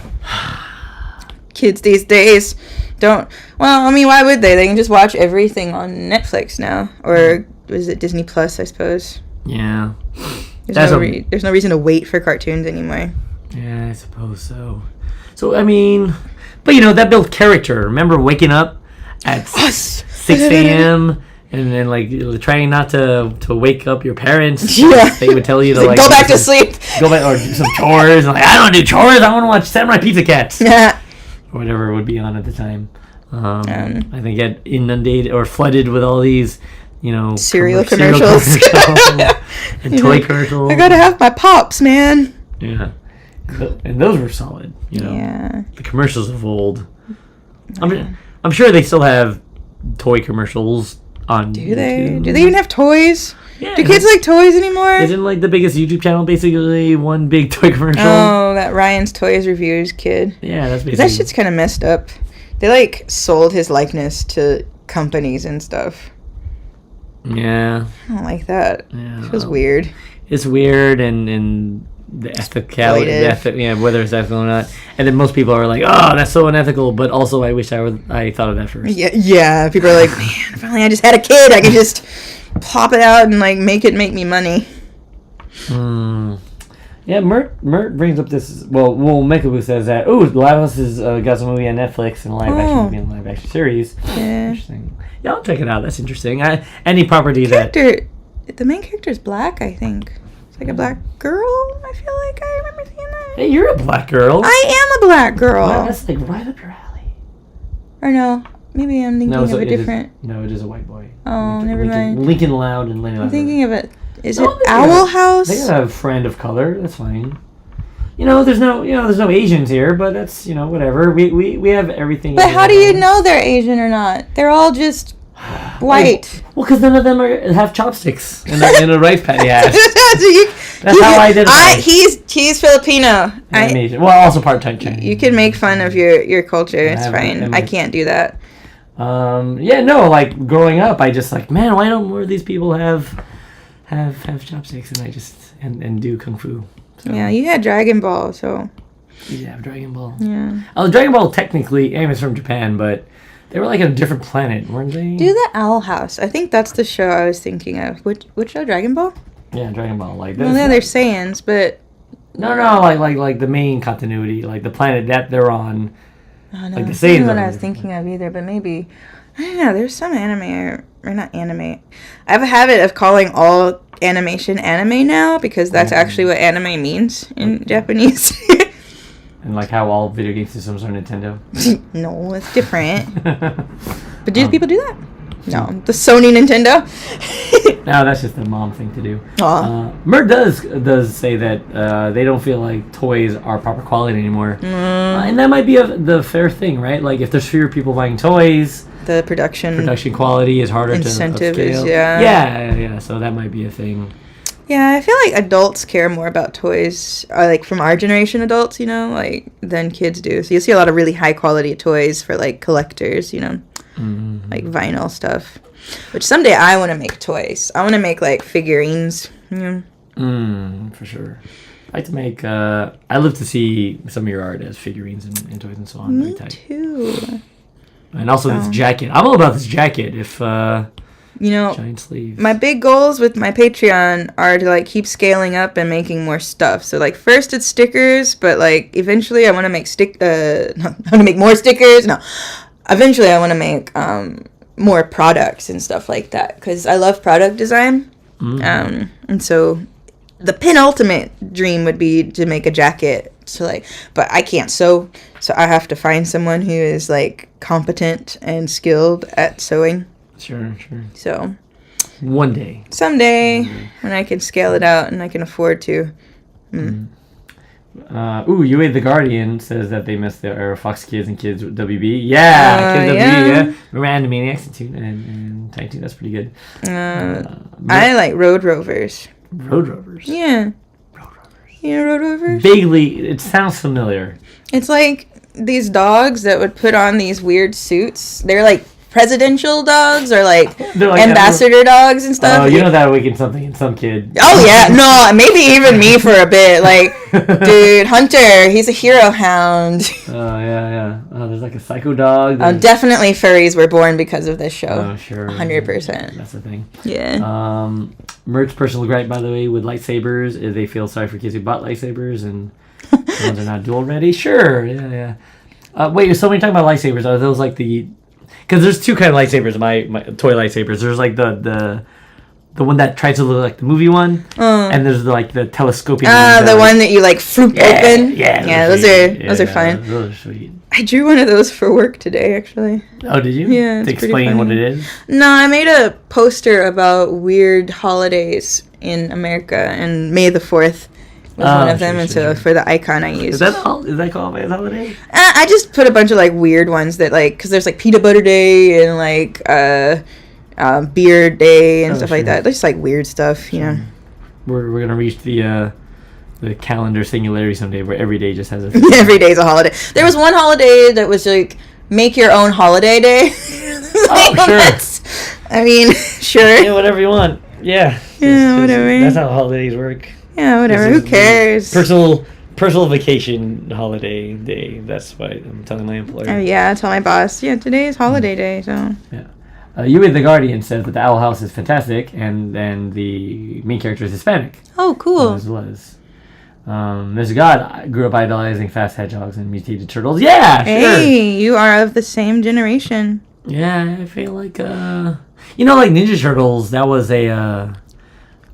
was kind of a parody, right? Like against like X-Men and all like the gritty dark comics of the time. Yeah. And it ended up just being bigger than all those other super things. good, yeah. Fan of Pink said that she thought she'd never see something from you again. They. I don't know if it's a she.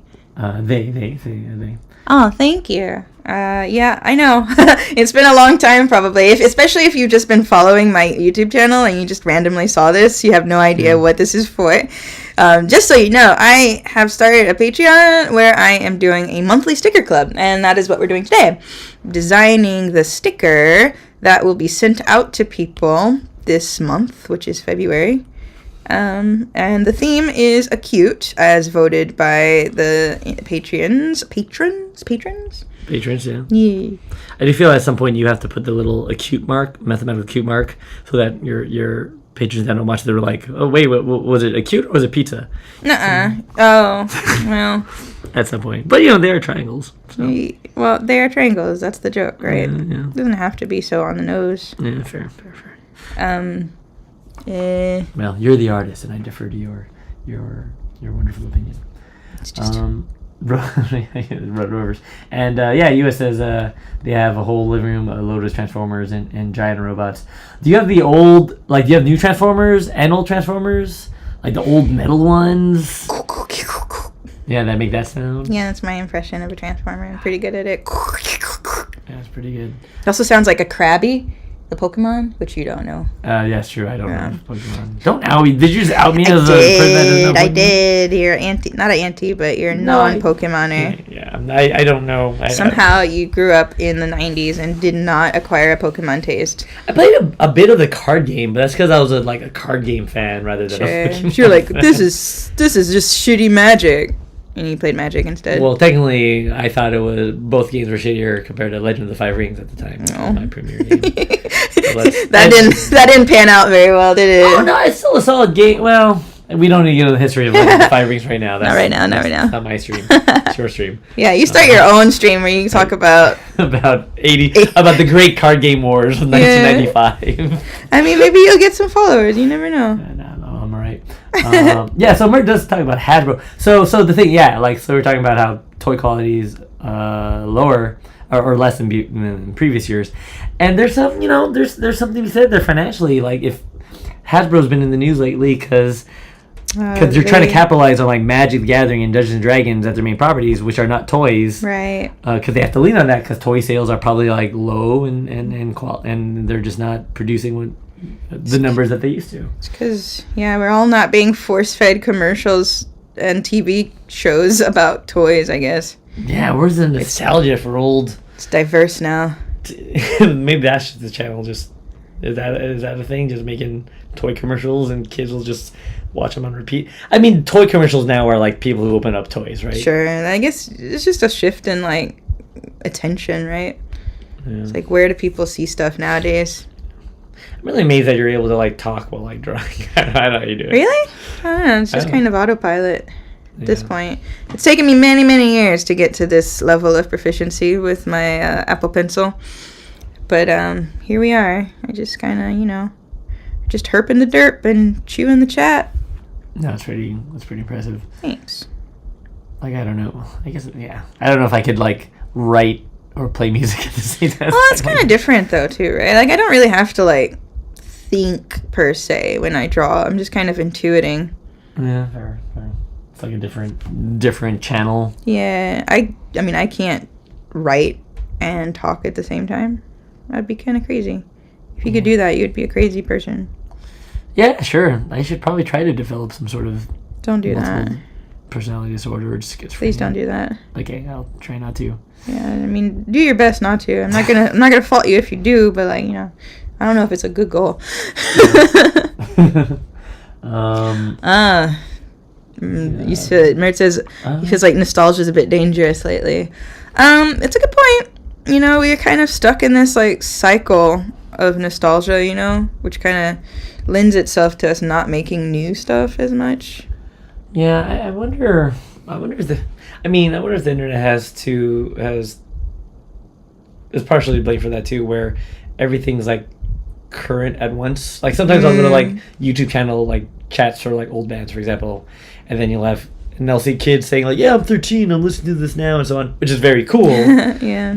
But I wonder if some former demarcations we had pre-internet era, where it was like these are the 80s, these are 90s, the lines get blurred a little bit, and so like we tend to sort of look to the past more now because everything's so present and accessible, and we can watch. Like if I wanted, I could, we all just go on and watch those 80 commercials from the 80s that we just talked about, and right. There was a time when that wasn't true. Sure. And you just kind of had to be present all the time.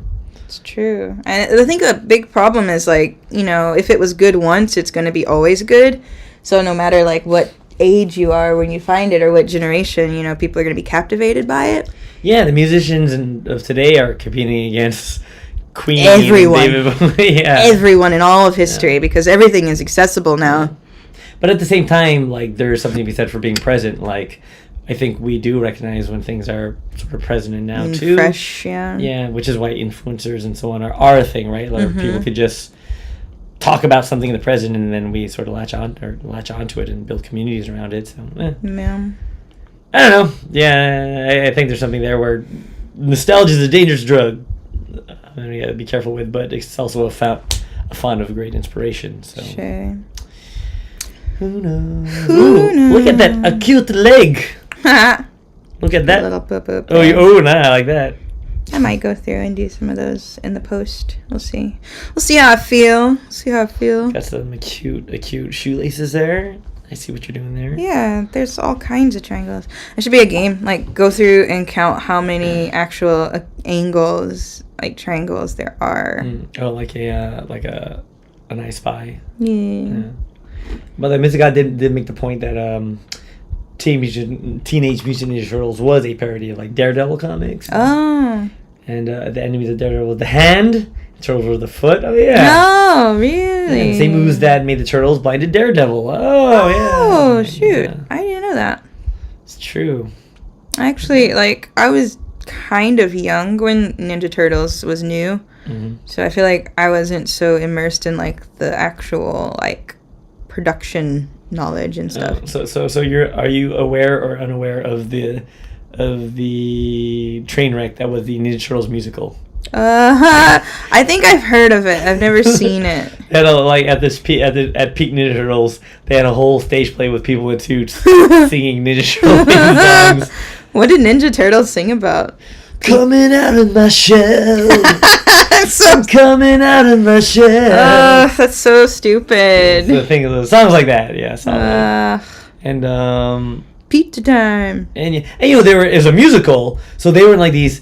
You know, they were martial artists, but the people singing them, there were musicians and like stage Broadway people. Yeah. So they always had this air of being kind of like an effete version of Ninja Turtles. Hark, Master Shredder! I do say that there is some danger there. Like that kind of a thing. Yeah.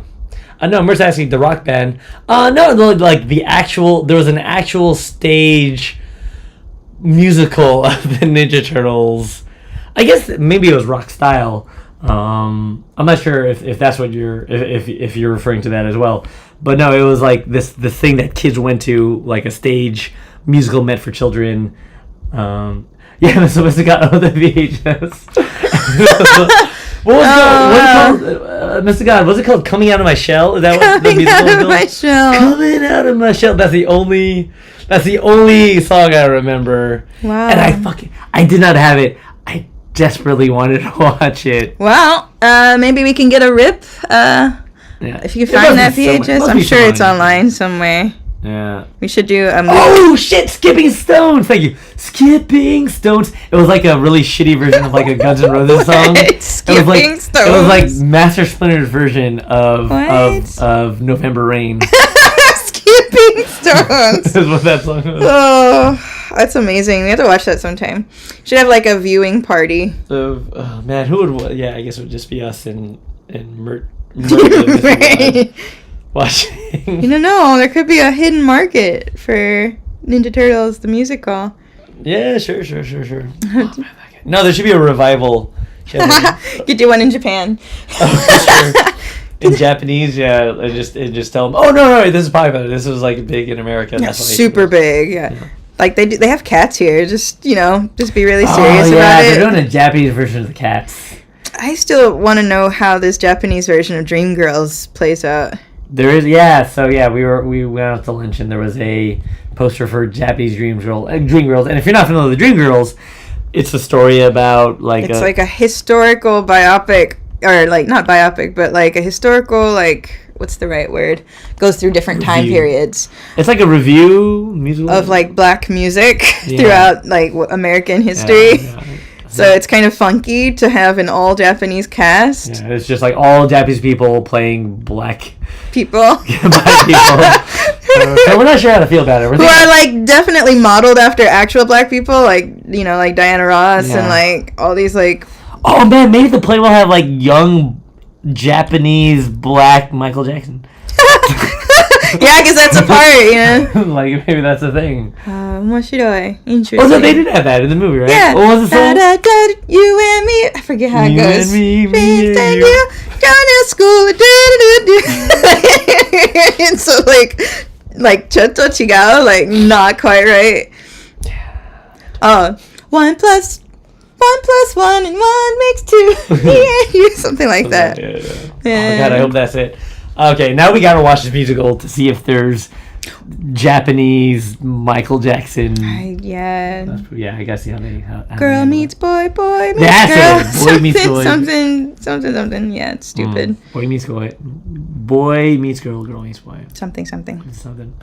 Yeah, we'll watch that. I think that'll be an interesting thing. Yeah, Japan is weird like that sometimes. Yes. I hope in the Cats musical that they do here, they just have like. They took their inspiration from like the shitty movie. No, it's like the good one, quote unquote. I don't know if Cats is good, but sure, yeah, loosely. For all of the stuff that Cats gets, I like the costumes. I think the costumes are all right. Oh, sure. But I think the songs are dumb. Memories. It's really boring. Well, yeah, that's a good song, but yeah. Did you watch the whole thing? Like, I'm wondering because I've never seen it. I don't. What's the central tension of like? Is it? There's like there's like some house cat or something, or like an abandoned cat, and she meets all these other cats who are cats, and they talk about being cats. Some cats are alley cats. Some cats are, I don't know, rock star cats who fuck everything. And so all the cats like so they're basically loosed on human stereotypes and kind of. They're like races. Is there like are there Chinese Siamese cats? No. There's no Siamese cats. No, they're like, I don't know, different cat things. It's stupid. I don't know. If you like cats, probably you like Cats, the musical. If you like cats, you probably actually have a cat, and you could probably just skip the musical and play with your cat. Probably, yeah. Just, save like 6,000 yen. $60 USD, approximately. No worries, Mekaboo. Oh man, she got. Are these socks that you're drawing? Are these like thigh high socks? Yeah. Yeah, that's a cool look. Oops. Super dark. Yeah, I always like thigh highs. I like drawing them, but I can't wear them. I feel like it's like envy for me, thigh highs. Really? So you're just like it's like admiring. It's like me how I like motorcycle helmets, but I can't actually wear them. And sure, yeah. Every drawing I do of myself is with a motorcycle helmet. Maybe. Kind of like that. Is that? Oh, you've never seen my notebook of me with motorcycle helmets? I can't say that I have. Yeah, it's a thing. I'll share it to you sometime. I'll share it. Okay. I'm looking forward to it. Yeah, just motorcycle, all sorts of motorcycle helmets. I think we're almost to the last phase, you guys. Of coloring? Yeah, we're coming up on coloring. Where the magic happens. Now, KRISSY DIGGS, as an artist, I am a big fan of your color choices. Oh, thanks. Do you intuit generally your color choices, or do you have a strategy that you could share, or is it all sort of behind the scenes secret brain stuff? There's no real secret. Sometimes I have like a palette in mind. Like, for example, I'll see like a picture or a TV show or something, and I'm like, those colors are cool. I want to try and use those colors. But mostly I just kind of feel it out. I'm like, today this color. So when I was like really big on like doing my Instagram every single day, I would like just do it based on what color I did last time. Mm-hmm. So like if I did pink that day, I'd do blue this day and red and so on, so that my grid would look kind of like cool. Mm-hmm. Nowadays I just kind of feel like I have a lot of colors that like I can show you. I have a lot of like palettes that I just kind of build over time. Yeah, cool. And based on like the mood or the way I feel that day, I just pick a color and I jump from there. I don't really have a big strategy about it or whatever. You're living vicariously through my drawings, Mr. God. Do you draw? Do you guys... Actually, anybody in the chat who is still there, I don't know who's actually still here anymore, but do you guys draw? Do you like drawing, or you just like enjoy watching people draw? Because like I don't know if it's just like because I am an artist, I've never found like, or I don't understand the appeal of watching people draw. I do. I'm not saying I don't understand it, but like I just don't do it very often, I guess. I don't know. But I guess if you don't necessarily draw, it's more interesting. It's like, I like watching videos about people talking about music and stuff, but I'm not really that great at music. Well, yeah, I mean, I don't know. I'm pretty entertained by watching you draw all the time. And I'm privy to seeing it often, I'm happy to say. Lucky. And it's, I do feel lucky. And, no, yeah, it's like a kind of magic. Because it's kind of weird, like, when you're seeing you draw, it's like... You know, everyone has a blank page or whatever, a blank canvas, and then everyone could use a pencil. But seeing someone who's especially adept in it, like, conjure something out of midair is like, yeah, it's a magical thing. It's gnarly. Like, at least, like, in my opinion, when I have music, it's like, oh, yeah, well, you got 88 keys or whatever, and you hit some things, you make notes. Like, I feel like it's a bit more obvious. Yeah, I guess I get that. But and it's taken me a long time to get to a point where it feels some kind of magical, I think. It used to take me so long to draw. Yeah, but luckily now this magic can be done in search terms with AI. Right? No! No, actually, I don't hate AI as much as other artists do. It's probably a cancelable offense, but I think it's an interesting tool. I don't think it will ever replace artists, at least not yet. Some Knock artists. on wood. Yeah, I mean, like, you know, there's certain things that people will inevitably end up using it for, like that weird trend about portraits and stuff. Yeah. Everybody's making their fucking AI portrait. Yeah. But it's not like there was a... I mean, do you think people were spending thousands of dollars a year on personal portraits anyway? Nah. That's the thing. Like, people who really like art are going to spend money on art, right? That's not going to go away. The things that'll probably get dwindled down is, like, the corporate bullshit that people honestly don't like doing anyway. And that'll leave, I don't know. It'll be sucky because it'll be harder for, like, people to make a living just doing, like, basic art or, like, design and stuff.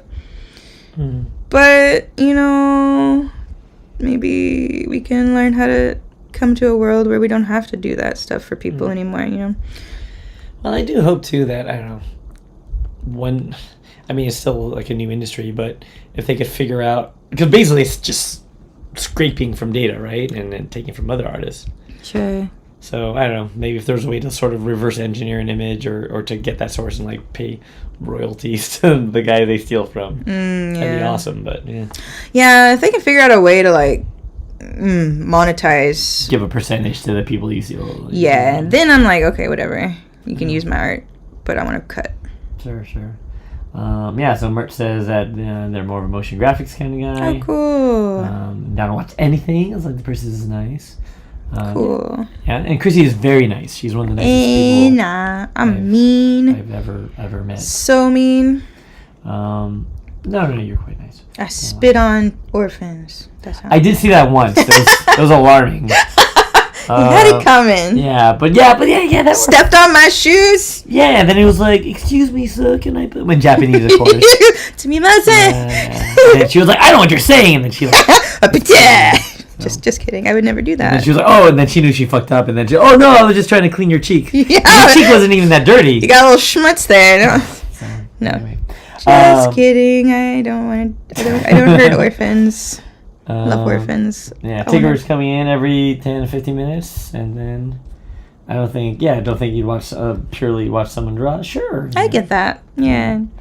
And Mr. God used to draw in college and is more into writing. Ooh. Yeah. What kind of writing do you like, Mr. God? And why is it Avatar fan fiction? Wow, Avatar. Either variety. Why is it Road Rovers fanfiction? What's the main character's name? Hunter? Yeah. Hunter looked over his shoulder and knew this might be the last day in the road. And he said to, what's the name of the girl? Anya? He never told Anya he loved her. I forget. Something's Russian. Yeah. She's Russian. But he promised himself that if it came to it, he would give her the number to his locker and she would know the truth. Yeah. So stupid. So AI is a concept art tool to help direct the real artist. Yeah. That's what I think too. Yeah. I think it's a good... And I like using it as a sketching tool or like an ideation tool, and that's kind of how I've been playing with it so far. But I think there's just nothing that can replace, so far, organic thought. It's just... Because it doesn't come from, like, a mathematical place or, like, an algorithmic place, right? It's like...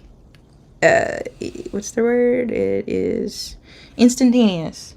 Sometimes, like you can formula a lot of things, but some things, like for example a pizza girl wearing a pizza hat in the style of an acute triangle, that would probably be hard to get out of an AI. Would you like to put some pressure into Actually, yeah, say maybe you should try and see if you can hold on. Try and describe what I'm drawing to the best of your ability. We're gonna do KRISSY versus the AI. See how it turns out. See if we can get a good... Imagine. All right, hold on. Let me. Yeah, I actually do really love playing with Midjourney. It's just kind of fun. Okay, all right. Tell me, what are our search terms, KRISSY? Well, you do it. You're so girl, art, pizza, acute triangles. I think it works better if you describe it, not just like random. Sure. Okay, sure. So a girl, a fashionable girl. So a fashionable girl with a wearing a large pizza jacket hat. with a pizza hat. Drawn in an illustrative style. She's twirling keys. She's twirling sticking out her keys tongue. and sticking out her tongue. She has curly hair. And the background is an abstract triangle. Yeah, I've goofed. I can't make these spirals. I gotta make these spirals like triangle-y. Oh, fair. It's kind of goofy to have circles on a square, on a triangle thing, isn't it? It is a little bit goofy. Yeah. So that's the kind of thing you gotta think about with character design. Yeah. No spirals or circles. Only triangles. That's part of the description. All angles are triangular. Yeah. All angles are acute. You're gonna get like the weirdest thing. Bright. Well, we haven't done coloring yet, but bright and bold colors. Cartoonish style. In a cartoonish style, reminiscent. Oh, Mr. God is writing a Dungeons and Dragons campaign setting. Cool. Of KRISSY DIGGS. So I'll address that in a second after I do this. Imagine post. All right. So here's our prompt. Fashionable large jacket with a pizza hat, drawn in illustrative style. She's twirling keys, sticking out her tongue. She has curly hair, and the background is an abstract triangle. No spirals or circles, only triangles. All angles are acute triangles. Rainbow colors, a cartoon style represent of the art of KRISSY DIGGS. It's not gonna know who I am. Why not? You have enough imagery. Nah. Okay, well, hopefully it doesn't, because that means, Yeah, I don't want it to know who I am. All right, ready? Let's do this. You have to, like, send me a result. Oh, yeah. Airdrop me. We'll share with everyone. Yeah. But the one thing is, that this will be very... We'll do it at the end. We'll do it. We can compare. Oh, there we go. Leave you guys hanging. Bated breath so you can see the final reveal.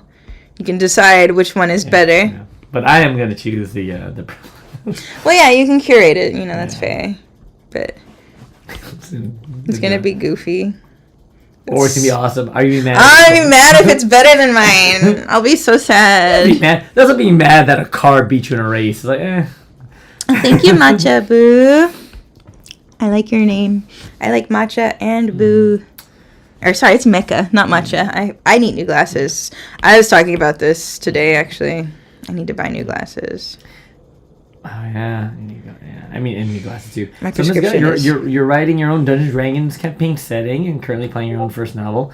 That's wonderful. Keep it up. Keep creating and writing stuff. I'll plug my own game, by the way, which we're writing. We had a Kickstarter for this game called Legends of Avalon. If you're interested in other stuff, you can check it out. It's based on Celtic Roman mythology and history, but it's like its own fantasy world. So, yeah, I'm all about it. It's really cool. And sometimes I spitball. I don't have any actual creative input, but sometimes I say stuff, and then I have a hope that it will eventually end up in the final product. Yeah, don't worry. Tinker has a good one.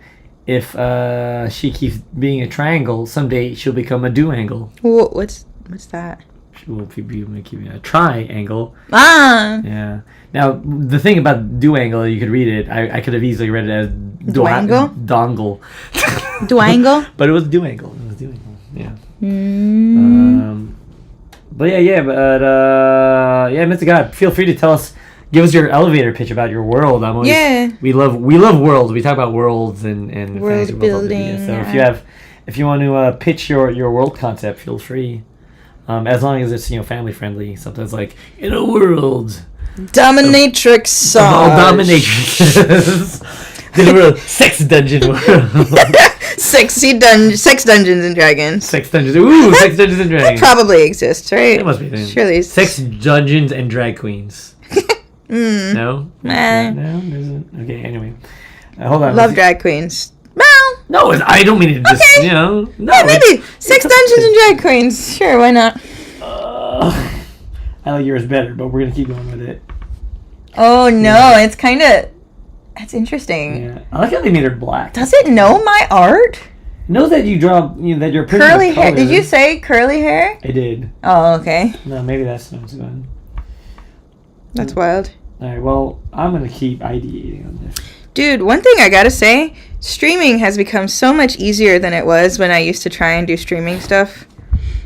Like, I don't know if it's just because I have a better computer or whatever, but, like, I feel like it looks really good and it's been really consistent and knock on wood. But, like, the tools have gotten so much better, so... It's becoming easier. Yeah. I know there's a lot of people who used to follow me, like, a long time ago who probably sad that I haven't done anything. And I totally understand that because I wish I could have. But I kind of finally gotten enough tools and time where I can try and do stuff again and be serious about it. Because I decided kind of recently, that I like making art more than I like doing anything else. Sure. So I want to figure out how to make that my job. And so that's what I'm trying to do. Yeah. I think you can do it. I think despite the everyone doomsaying and it's not viable, but there will always be people that can make a living off of a good thing if they're good at it and they really love it. And you clearly really love art. And I do really love art. And that's never going to go, like you said, that's never going to go away, right? Like, people, that resonates with people. Like, people are passionate about making things that tell you what it is to be a fucking human. An AI can't be a human yet. Not yet. Yeah, and then once they do, then we just have a whole other race of people, robots that, we get down with. Yeah, my hope is that we all just become pets. Like, well taken care of, like, coddled. Sure, why not? No, you don't be transhuman? Like, transhumanist? Nah, I just want to be like my dog, like, just chilling. Get free food. You can do whatever you want to do. Go draw. Go to the park. Yeah, chill out. I guess if your dog could draw, you would love it and be like, oh, here's your iPad. Absolutely. Oh, look at him. He thinks he can draw. Sure, yeah. It's cute. Look at And then give him a little art show. Look at that. He's so cute. Put a little hat on it. I'm an advanced AI intelligence. I could do 10 million of these in the second that this human Yeah, it's so cute that you... I guess people like watching, like, elephants paint and stuff. So Sure. It's kind of the same vibes. No, I mean, I'm into the transhumanist thing. I don't know, like... Yeah, you want to be a... Implants. Shark robot. And, no, there's that... Did we talk about this comic, Transmetropolitan? Yeah, don't talk about it now, though. Oh, yeah, okay, we won't. This is good art. But it is a good indicator of, like, great art and these robots. Chat, would you put your brain in a robot body? And big points if you get where that's from. Big points if you get that reference. I don't know if I know that reference. I don't think you do. But nevertheless, if you don't, still answer it. It's cool. And I would say yeah, probably. Yeah, probably. If they could do it and, like, have it be safe. Sure, why not? Get a superhuman robot jumps. Yeah, why not? Be able to jump really high. Be pretty sick, right? Run super fast. Just moderately fast. You become then just become a great Uber driver or Uber Eats biker that they have in Japan. Oh yeah, Uber biker. Yeah, Uber, the driving service is not a thing here, but Uber Eats with people on bikes is a big thing here. Yeah, only bikes for real. Like, sometimes people drive, but mostly just bikes. It seems like a pretty good. Seems more cost effective than using your car to deliver Uber food, doesn't it? Because your car wears down, you gotta buy gas and stuff, but your bike, you are your gas. Yeah, you're gonna exercise. Yeah, it seems way better.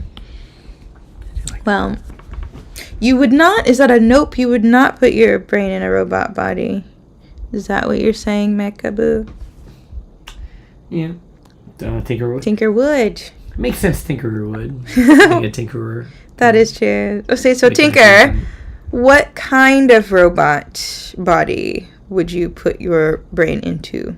Would it be human, or it look like you? Would it be a better version of you, or would it be like something completely off the wall and different? I want to know. How about you, Kurt? I always like the thing where the robot just is like a person. Oh. So that way you can do the reveal when you rip your flesh off. So like the Ghost in the Shell vibe. Yeah. I'm into that. That's pretty cool, I suppose. But I also like the trope of like transforming one of your body parts into a weapon of some sort or some sort of a useful item. I guess in my case it would be a keytar. my left arm. You're a transformer that turns into a guitar. So, don't fuck with me. I'm part guitar. Just turns into a guitar, falls on the ground. I didn't think about this very hard. Just a guitar. They pick you up. No, put me down. But I would clearly be like that, that robot that has sound waves. So it's like I weaponize sound waves. That's what I would do. Kirtar. Kirtar. Kirtar. I'd be Kirtar. Kirtar. Mm-hmm. It's nice. Let's see. Would I be restricted to one body if so in a human body? That's a good question. I suppose if you could put it in one robot, there's no reason you shouldn't be able to put it in more than one, right?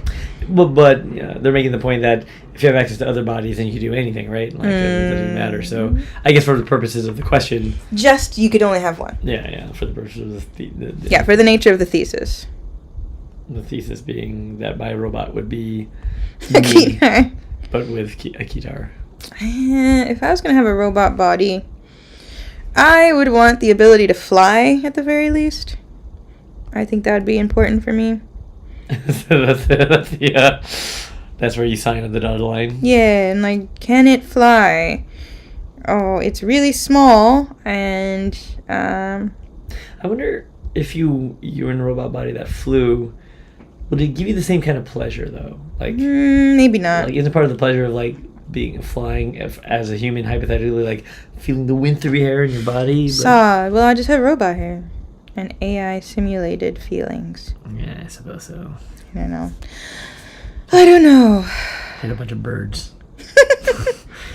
Oh, wow, God, why'd I hit all these ducks? They're endangered because our planet. Too many people are flying around in their AI bodies and being irresponsible. Yeah.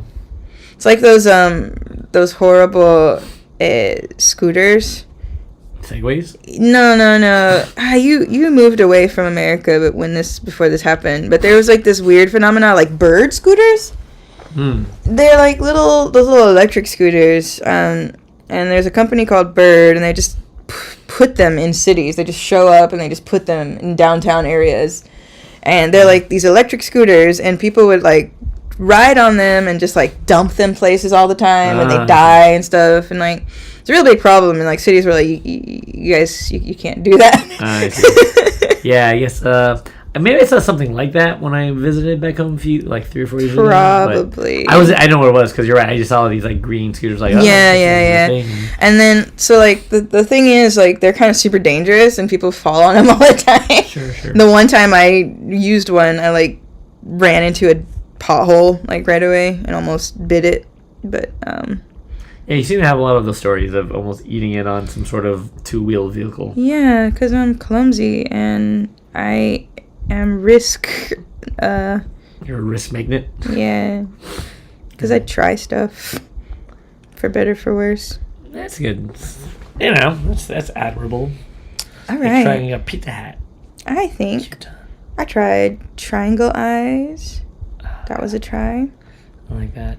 Okay, I think we got lines. We got lines, y'all. We're almost there. I think I'm gonna finish this in less than 3 hours.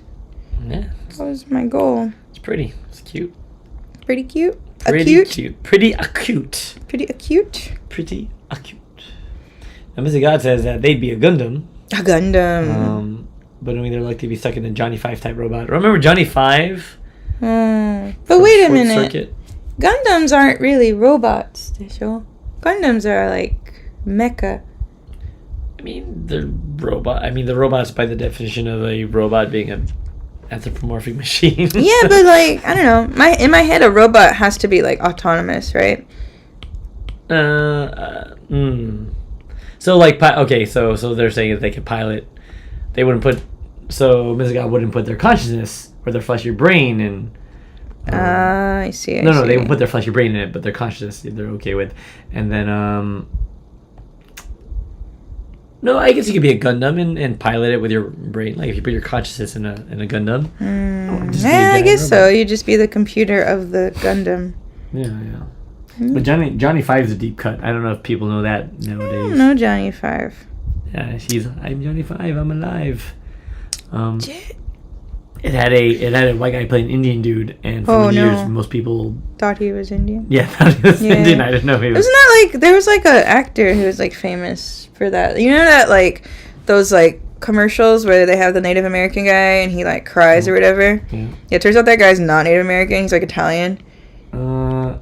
Something similar to that. Yeah. Yes. It was what's the name of that actor? Fisher Stevens. Yeah. Fisher Stevens. He did brown face. Probably. And red face. He was I don't know what the appropriate time would be. It's better if we don't label it. I don't know. It's not good. It's just not good is what it is. You shouldn't do that, probably. Yeah, it's a brown face. That's But I don't know, I mean, as offensive as it is, he did a pretty good job. You don't want a little person in you? Well, I'm okay. I don't know. Thinking of like Ratatouille. Oh yeah, Ratatouille. Yeah. What was it in? No spoilers. Oh, okay. No spoilers. There's a movie that's very popular lately, and you should watch it. Yeah, but no spoilers. If there's a popular movie that how are they gonna know what movie it is? Well, if there's a popular movie that won like some awards recently in the Golden Globes and has a bunch of Asians in it, watch it because there's a reference to that movie. Samurai Pizza Cats. Samurai Pizza Cats, the movie. Yeah. Pretty good, actually. Kind of brave. Yeah. I think if I had a little person in me, maybe it would be my brain, like Krang. Remember Krang from the Ninja Turtles? I'd have my brain in my stomach. It's unsettling. That is unsettling. And then the brain, I would use technology to also make it anthropomorphic and a talking, give it a little mouth. Yeah, a little brainy mouth. Yeah, a little brain mouth. I don't know. What's that? What are we looking at here? I don't want a brain mouth. You don't want a brain mouth? No. Yeah, it's just another mouth to feed. Yeah. Those brains take a lot of energy, so you have to give it a majority of your meal. I'm getting tired. Oh no! See? It's your brain. You're working hard. Yeah, it's because it's also like almost 2 o'clock. I know. You gotta work tomorrow. Don't remind me. I gotta go fast. Like Sonic. Gotta go fast. Gotta go fast. You know? Gotta be first. No, you don't know that meme? Do I not know that? You don't know gotta go fast? Gotta go fast meme, Sonic. Well, let's get up. It's a classic. Okay. Yeah. I gotta go fast. I think I've seen it before. It's pretty good. Gotta go fast. I'm gonna... Yeah, well, that's another one. That's how I'm gonna use AI later. To be I'm gonna combine that and make it more photorealistic. Oh, gotta go fast. Yeah. That's the good use of AI. All right, I want to show you this image of the Midjourney version of this art piece.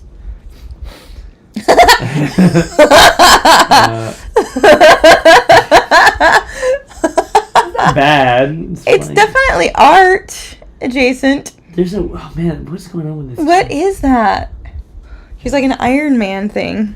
It's fun. It's like Athena, the god, like Pathena, the goddess of pizza. You're gonna show this at the end of the stream, so please stay tuned if you're interested in seeing if I got bested by an AI or not. Do it. I guess I should just airdrop it to you. Yeah, just do it. Don't do it right now. Do it later when I interrupt here. Pizza Athena, that's what I'm calling it. Pizza Athena. OC, do not steal. Mm-hmm. You know that meme, right? Which one? Oh, it's my OC. Original character, do not steal. Oh, yeah, my OC. Yeah. Pizza Athena. Pizza Athena, my OC. Copyright 2023. 2023. One thing that I do that's probably kind of interesting is that whenever I use a new color in a piece, I always make it on a new layer. Because sometimes when I am making a thing, I decide I don't like the color. So if I keep each of my layers separate, I can easily change the colors without, having to go back in and color everything. I see. That's pretty handy. Smart. Yes, you spend 1,000+ hours making art on Procreate, and you kind of figure out some tips and tricks.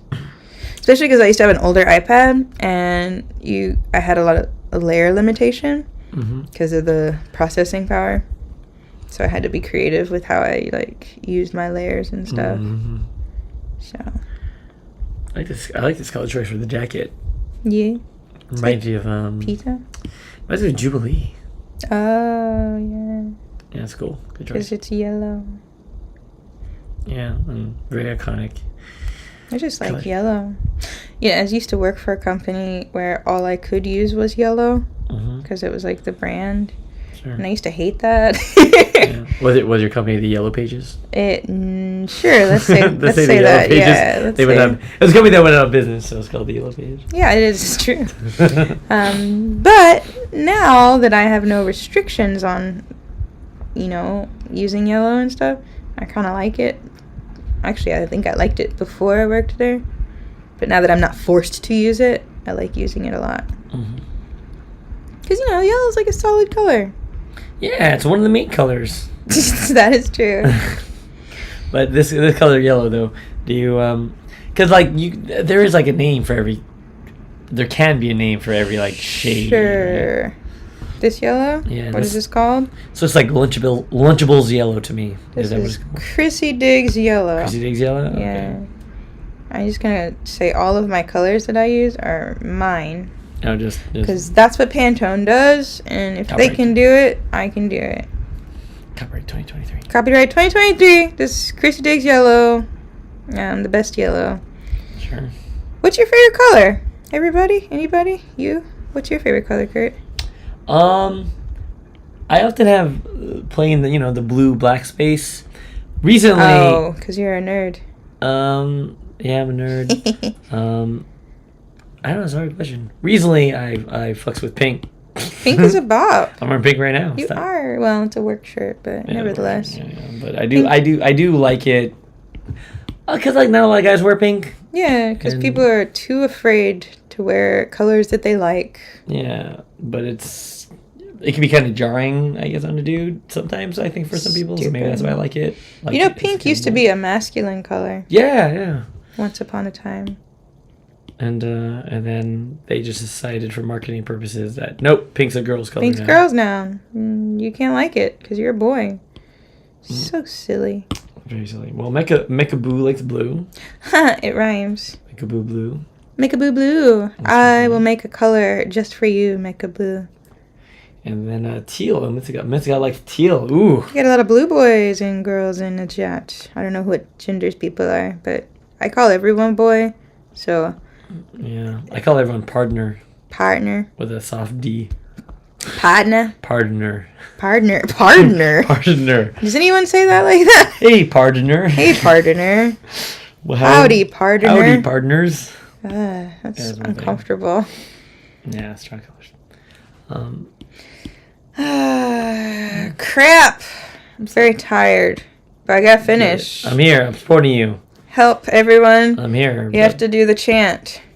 Like the Dragon Ball Spirit Bomb chant? Yeah. Wait, is that a chant? I don't know. There's, I need your power. Lend me your power, chat. You can do it. Look at you. Look how great. Just think about how great a sticker this is gonna be. It's gonna be the coolest sticker. Yeah, it's gonna be so. It's gonna be beautiful. all angular. It's very cute. Cute triangular. What color should her hair be? Let's do. Since we have a new color in the world today, we're gonna go with Mecha Boo Blue. Mecha Blue Blue. Mecha Boo Blue. Mecha Boo Blue. Yeah, I'm gonna call this Mecha Boo Blue. See how I like it.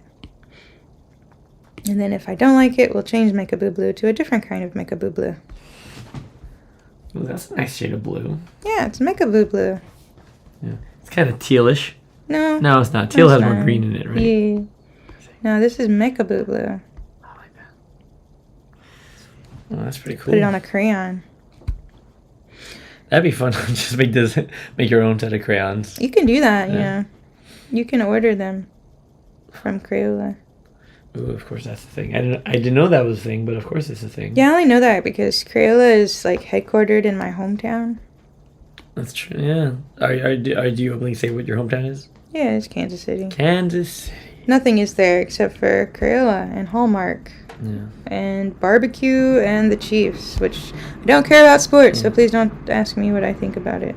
And Paul Rudd. Wait. Yeah, Paul Rudd is from Kansas City. Paul Rudd and Janelle Monáe are from Kansas City. Yeah. Wait, no, wait. She's from Kansas City, Kansas. She's not real Kansas Cityan.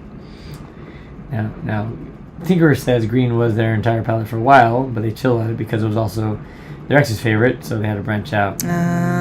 Don't let somebody take a color from you. Don't let that cold-hearted bitch rule Hey, green for you. no. So I don't know if she's friends, but for the purposes of this. Nobody owns your colors, right? You can love what you love. Owning colors was the thing of the past, right, Chrissy Diggs? Yes, copyright 2020. 2023, yeah. And Missy God said they were goth in high school. Ooh. Oh, me? I was a punk kid, sort of. I wore black everything, basically. Yeah, you still have a lot of black shirts. I do. It's kind of frustrating when I'm looking for things in my closet. Like, which black thing am I looking for today? Would you ever, if you had, fuck you money, would you ever buy like a Vanta black shirt? Oh, yeah, cool. I don't know how that would look on a body, though. Just everyone like go blind looking. Oh God, I can't. You would just look flat. Oh yeah. You would just look like a weird void thing. But then couldn't you put like a weird like metal band logo on it, and it'd be the greatest like metal shirt ever? That would be kind of cool. Yeah. All right, Vanta Black. Can our band be called Vanta Black? Probably that already exists. Vanta Black. That sounds like an electropop group. Vanta. If it's not taken, then let's jump on it. Yeah, we got it. I'm sure there's like a bajillion bands called Vanta Black. There's songs called a lot of songs called Vanta Black. Vanta Black, the band. Let's hear. There's a Vanta Black band. Just be Vanta Black, the better band. Yeah. Oh, they're a deathcore, metalcore band from Russia. That makes sense. That's fine. We could use that name. Yeah, nobody cares about them. Yeah, they got 33 followers. That's fine. All right, we're also Vanta Black. Vanta Black. That's the name of our new musical duo, Vanta Black. Vanta Black. I like it. Yeah, we got it. And then Darren said that they just learned that they like that he likes orange. Pink is named after an object with that color, a flower called pink. Aww. And then many other languages name it after a rose, like orange. Pink is named. Oh, I see. So pink is named after an object with that color. Like Dunkin' Donuts. What? What?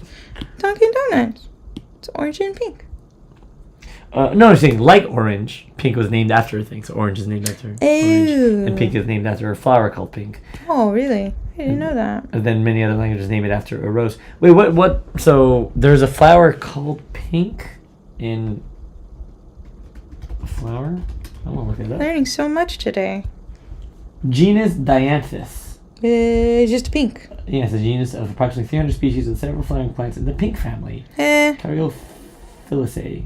If that's the correct way to pronounce it. Oh, they look kind of like pink hydrangeas. Hydrangea.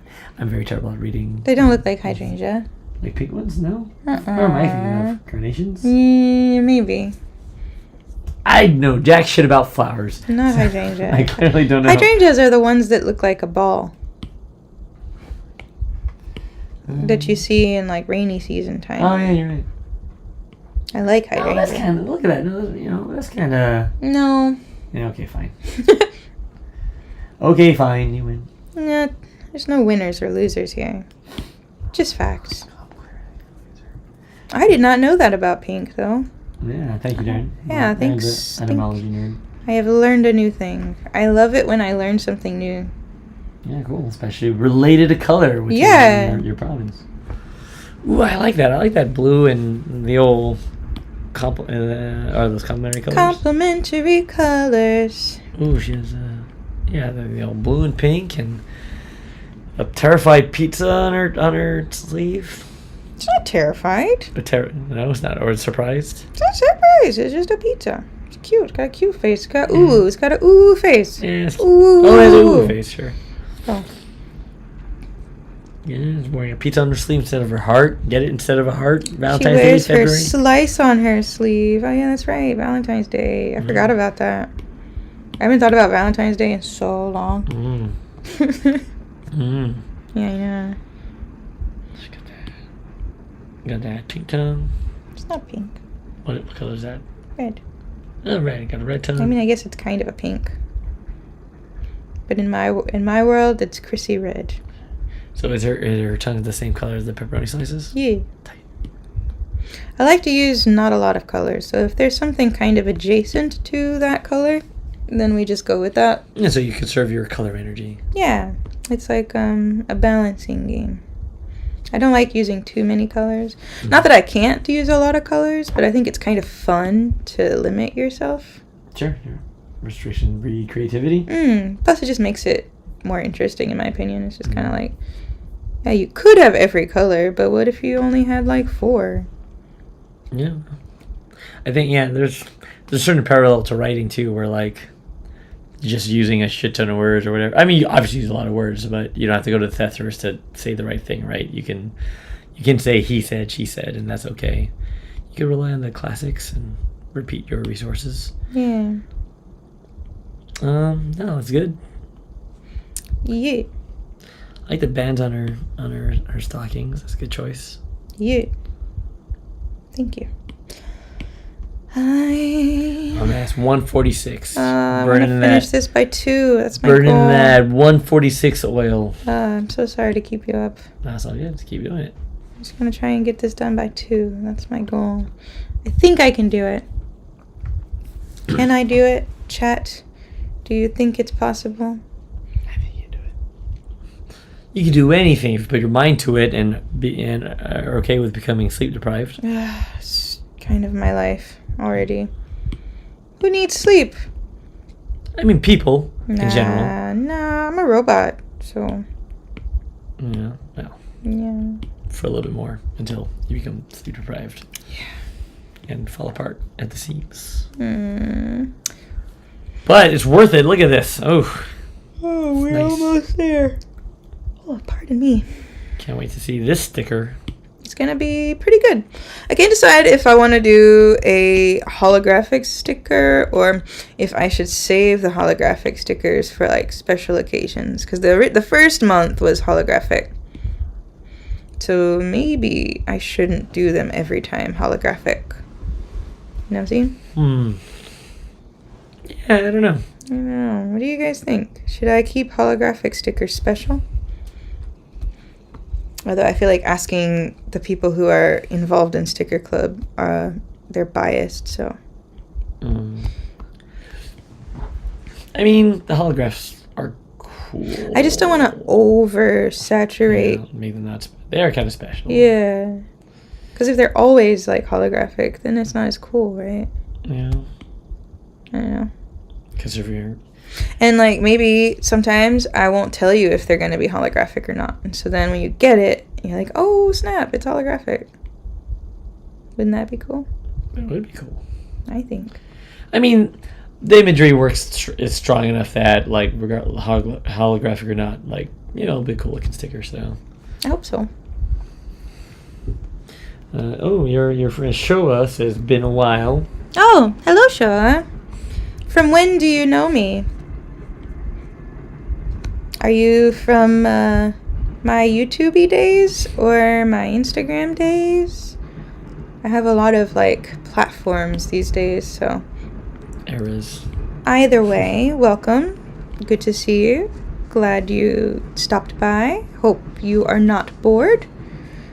And I hope you're well. All of those things in that order. These sneakers, they have like strong, like action protagonist type energy to me. Yeah, I think it's just because I'm bad at drawing shoes. So I always draw them really chunky because it's easy. Yeah, that's cool though. I don't have to articulate all of the like correct angles of shoes. I just make them my shoes. Mm-hmm. It's like one thing I learned in college. I feel like the goal of like good character design isn't to be able to draw something like accurately, but to be able to draw it in your style. Mm-hmm. Right? It doesn't matter if it's perfect. It just matters that it reads the way that it should. So if you can tell it's a shoe, then it's a shoe, right? Mm-hmm. It's a definitely conscious part of your style. So yeah. Works. We are so close, guys. I just got to do a little detail work. Megamoo says they found you from TGWTG days. I knew it. Hey, you're a long-time fan, so thank you definitely for stopping by. I kind of figured a lot of people from then would be here because it's on my YouTube and it's still connected to that, so. You should wear goggles more often. It's good luck. What's that? You gotta wear goggles on the rig. Yeah, well, if I ever get around to doing like a camera chat, then maybe I will do. Could do. I still, like, one of the big reasons this took me so long to get done is that I wasted a whole lot of time trying to figure out how to do live 2D, what do you call it, VTuber thing, because I wanted to do this as a VTuber, but turns out I don't know anything about technology anymore. So if anybody knows someone who's good at doing, like, rigging or modeling for VTubers, I would love some recommendations, because KRISSY is bad at that, and I wasted like 2 days trying to figure it out. At least we should do. But Mrs. God says that they're also from the goggles days. Nice.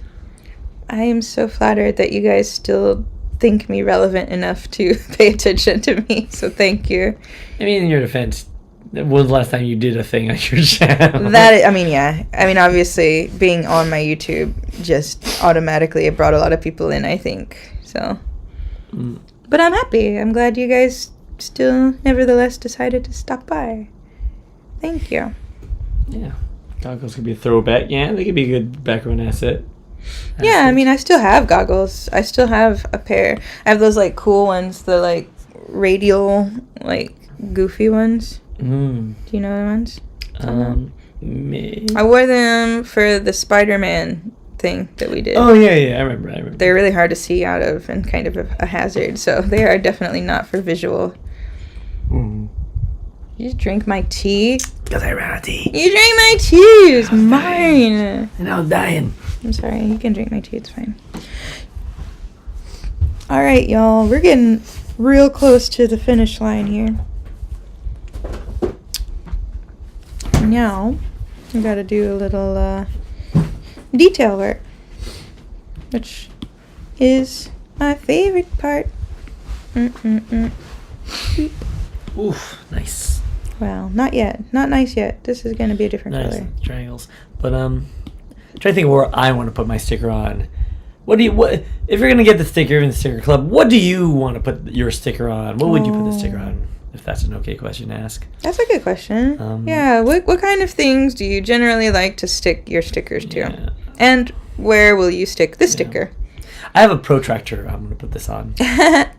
Because it's a triangle? Yeah, that's what I'm going to do. I have my favorite protractor and I'll put it on the top.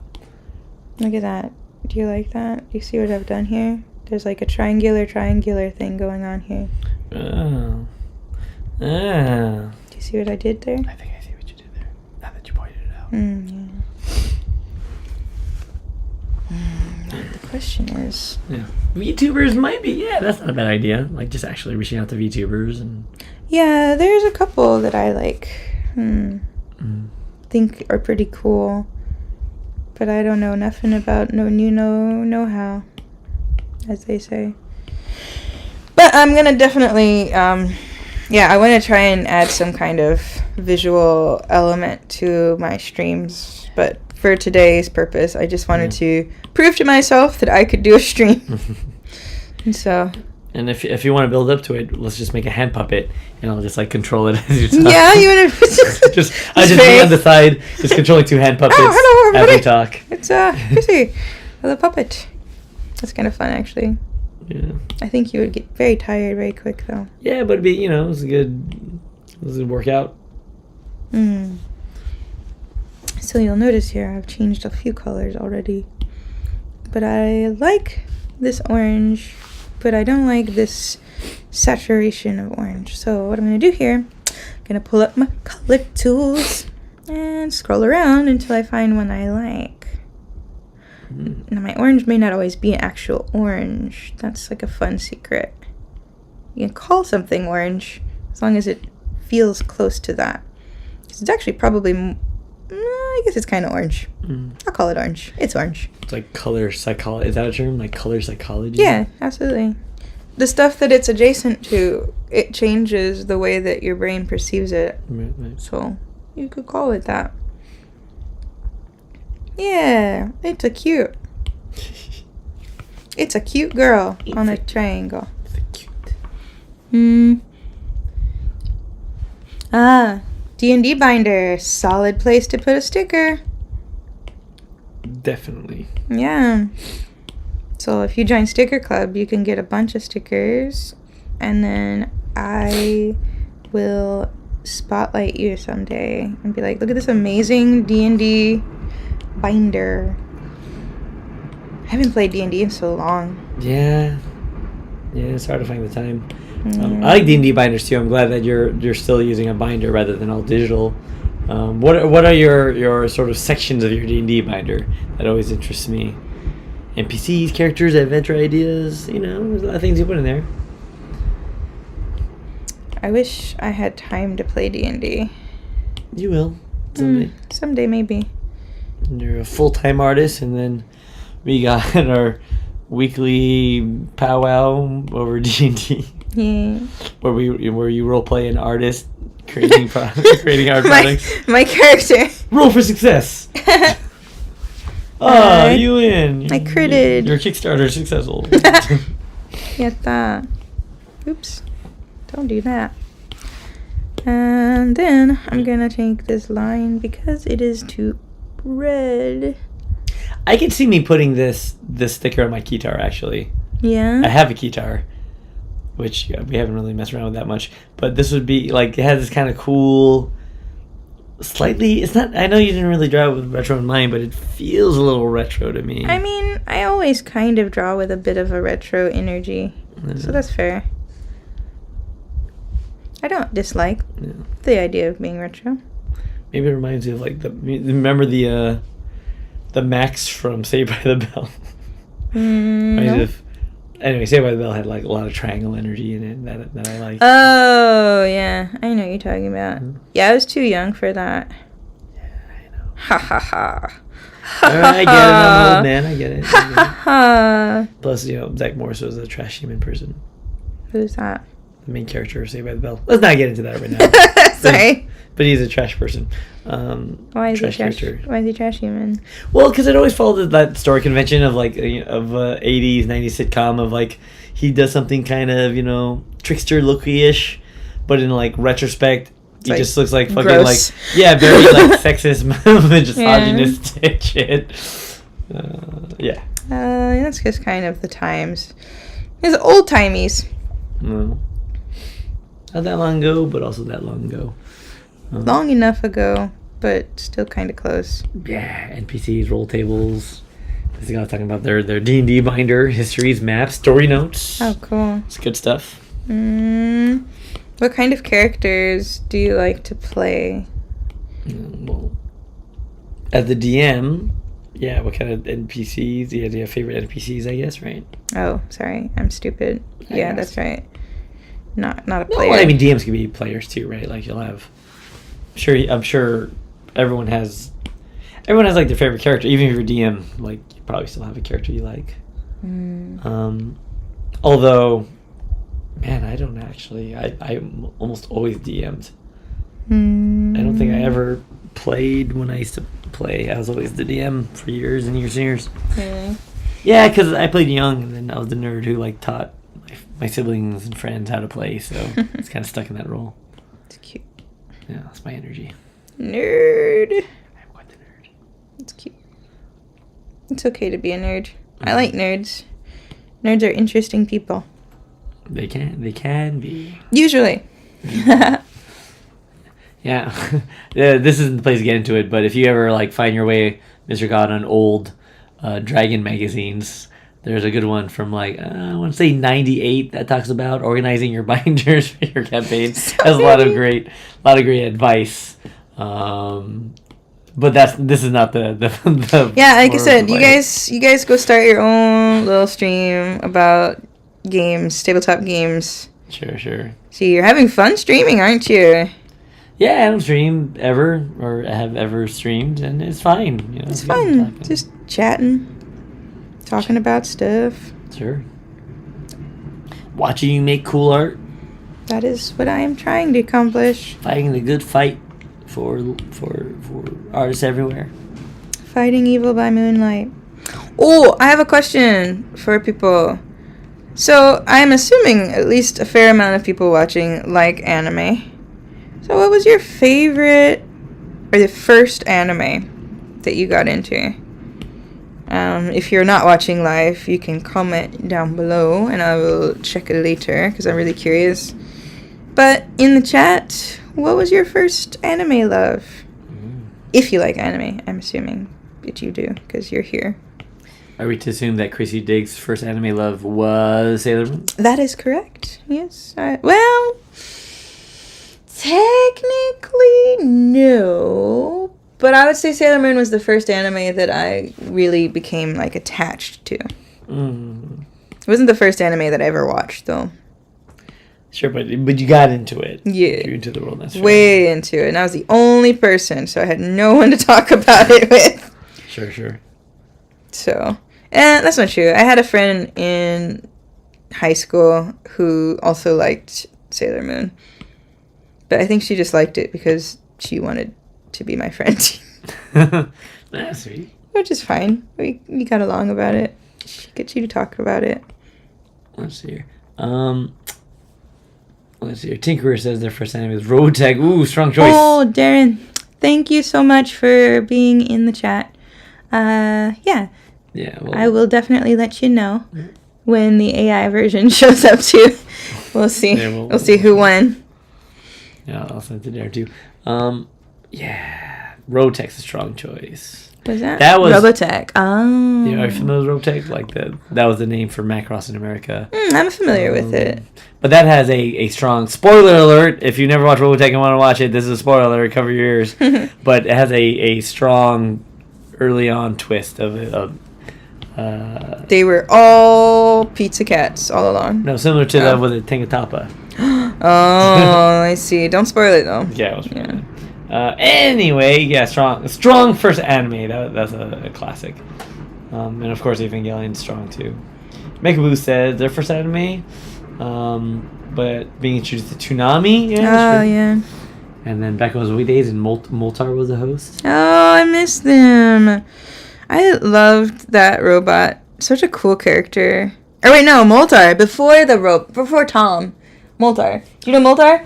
From Space Ghost, right? Okay, sure. I think I've seen It's like way early on. I think I've seen the character. It's really a long time ago, yeah. Moltar.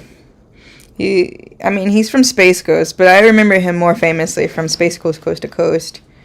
Yeah, Space Ghost Coast to Coast was an interesting vibe. Yeah, I never... I don't think I had Adult Swim growing up, but whenever I caught clips of it, it was always pretty hilarious. Yeah, Mr. God's talking about his D&D character, so... necromancers, ooh. Oh, cool. But non-evil necromancers, and carries his devilish skeleton in a backpack. Yeah, that's cool. Although, pretty cool. In D&D Second Edition, I don't believe you could make a non-evil necromancer, but I think that's weak. Well, I had I didn't have a necromancer, but I had the ability to necromance, and I made a giant zombie rabbit mount. Cool. Yeah. And I had to fight the DM about it. Well, sure, because first you would have to kill a giant rabbit. Yeah. Well, no, I killed a regular rabbit, and then made it big. And then I made it big. I guess then I made it a zombie. Because that's be an easier way to do it. Yeah, well. So if you want to make a giant skeleton, you could just use an enlarge spell. Sure. To make a giant skeleton. Fair. Tinkerer says they can't eat pineapple salad without getting feelings. Yeah.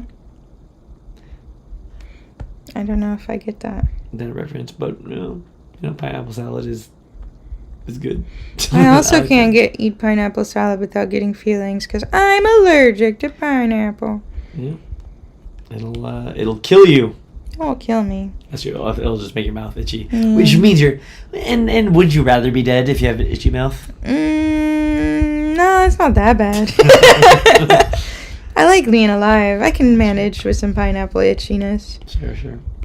Trigon, that's a strong show. Trigon's one of the good old Vash the Stampede. Vash the Stampede. I love the Rogues Gallery. Pretty good. Show. I had a crush on Knives.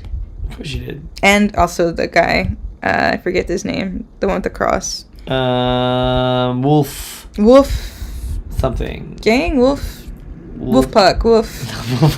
Wolfwood. Wolfwood, yeah. Is that Wolfwood? Yeah. Well, Nicholas D. Wolfwood. Nicholas Wolf. Yeah, I believe so. No, that was a good show. A great. I like to rewatch that sometime. It's been a hot minute. Love to watch it.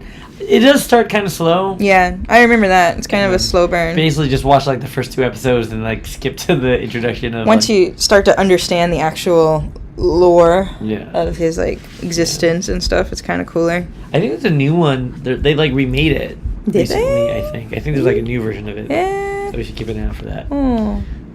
Great weapon designs in that show for sure. Great weapon and great villain designs. Gnarly.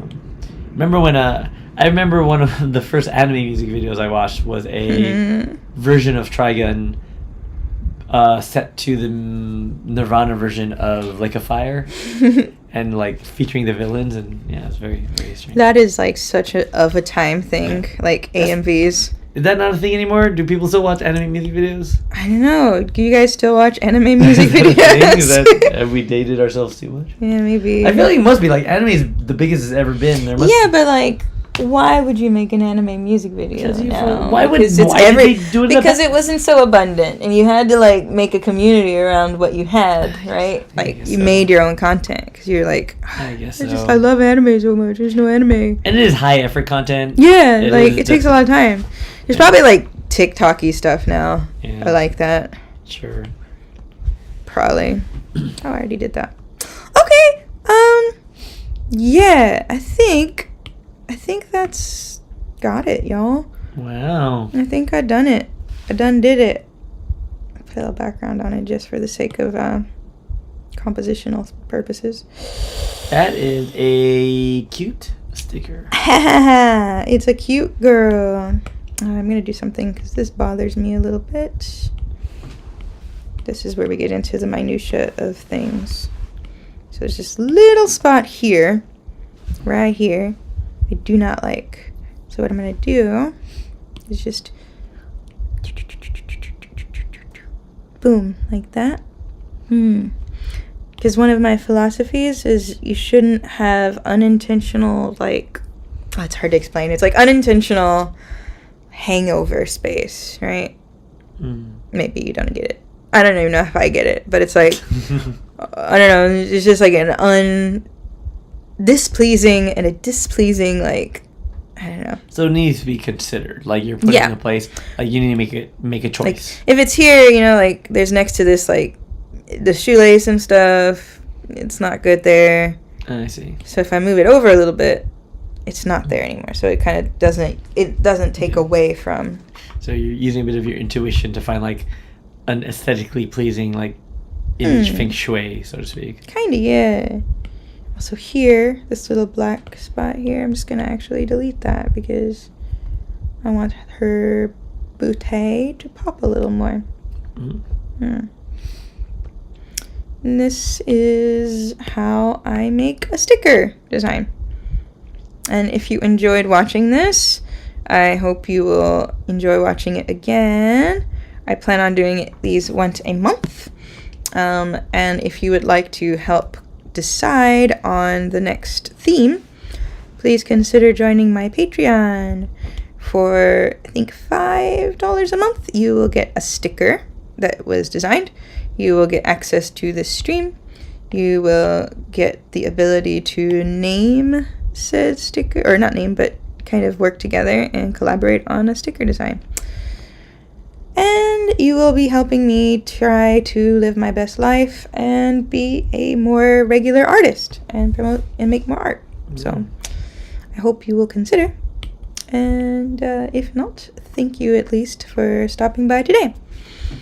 Oh, wait. Do we want to compare? Oh, wait, I'm not done yet. I'm still tweaking. Okay. But yeah, hold on. Give me just a second. Me and my last little flourishes here. Boom, boom. Go boom, boom. KRISSY is a perfectionist. I am a perfectionist. It's a gift and a curse. Oh, Mr. Guy joined your Patreon. Thank you, Mr. Guy. Ah, thank you, sir. I appreciate you. I hope you will stop by as often as you can. Yeah, and feel free to, talk new metal next time. Yeah. It's from the dig. Wait, is that new metal? Does that count? I don't know. Break off, take on anybody. Chords is a safer one. Chords was it? That's freaking leash. Man, there's all these new metal songs. That if I do, get on, get over there with the sweetness. I like my favorite is even flow. Yeah,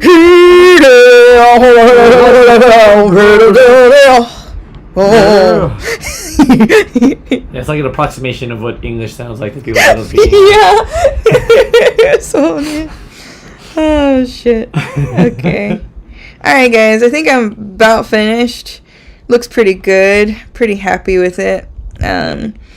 Now let's see how... Okay, I'm going to save this. Yeah. Actually, okay, you want to airdrop me that? Let's put it to vote. Should we make a sticker of this art she just did, or this image that I'm posting on now? So this is what the AI came up with. What were the parameters that you put in? I want to like... fashionable with a large jacket. I just put a fashionable one. A fashionable with a large jacket with a pizza hat, drawn in an illustrative style. She's twirling keys and sticking out her tongue. She has curly hair, and the background is an abstract triangle. So no spirals or circles, only triangles. All angles are cute triangles. Light in bold colors in a cartoonish style reminiscent of the art of KRISSY DIGGS prompt. Yeah, I don't know, man. I like.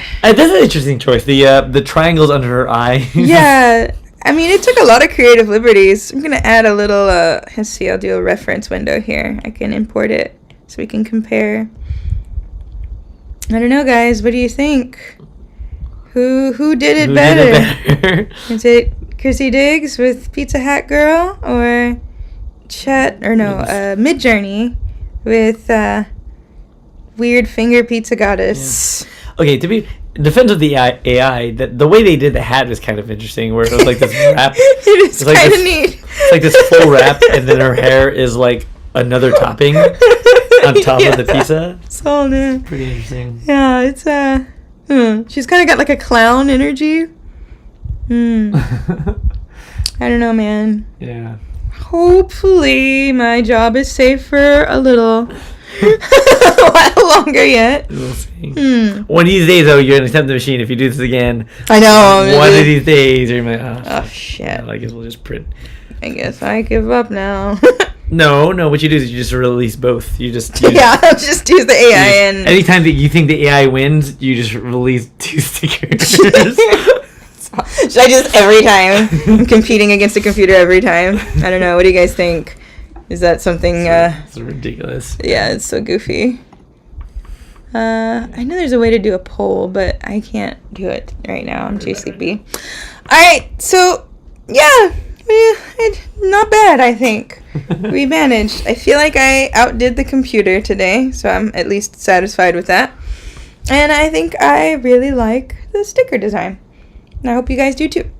And like I said, if you are excited or interested in picking up this cool monthly sticker design, please join my Patreon at KRISSY DIGGS, or follow me on Instagram or Twitter at KRISSY DIGGS.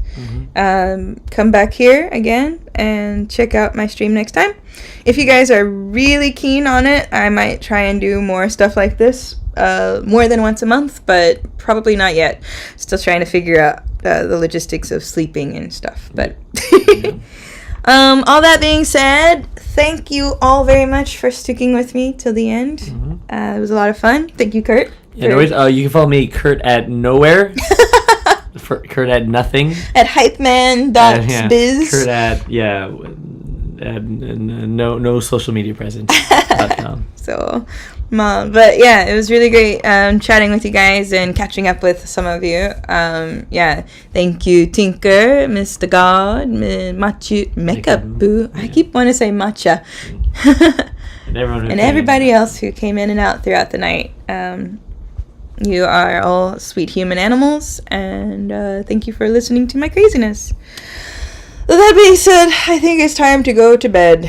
So, thank you very much. おやすみなさい。皆さん、ありがとうございました。楽しかった。お疲れ様でした。じゃあ、バイビー。バイビー。またね。How do I stop this? I don't know how to stop it. It's hidden, I think. Stop streaming. Goodbye.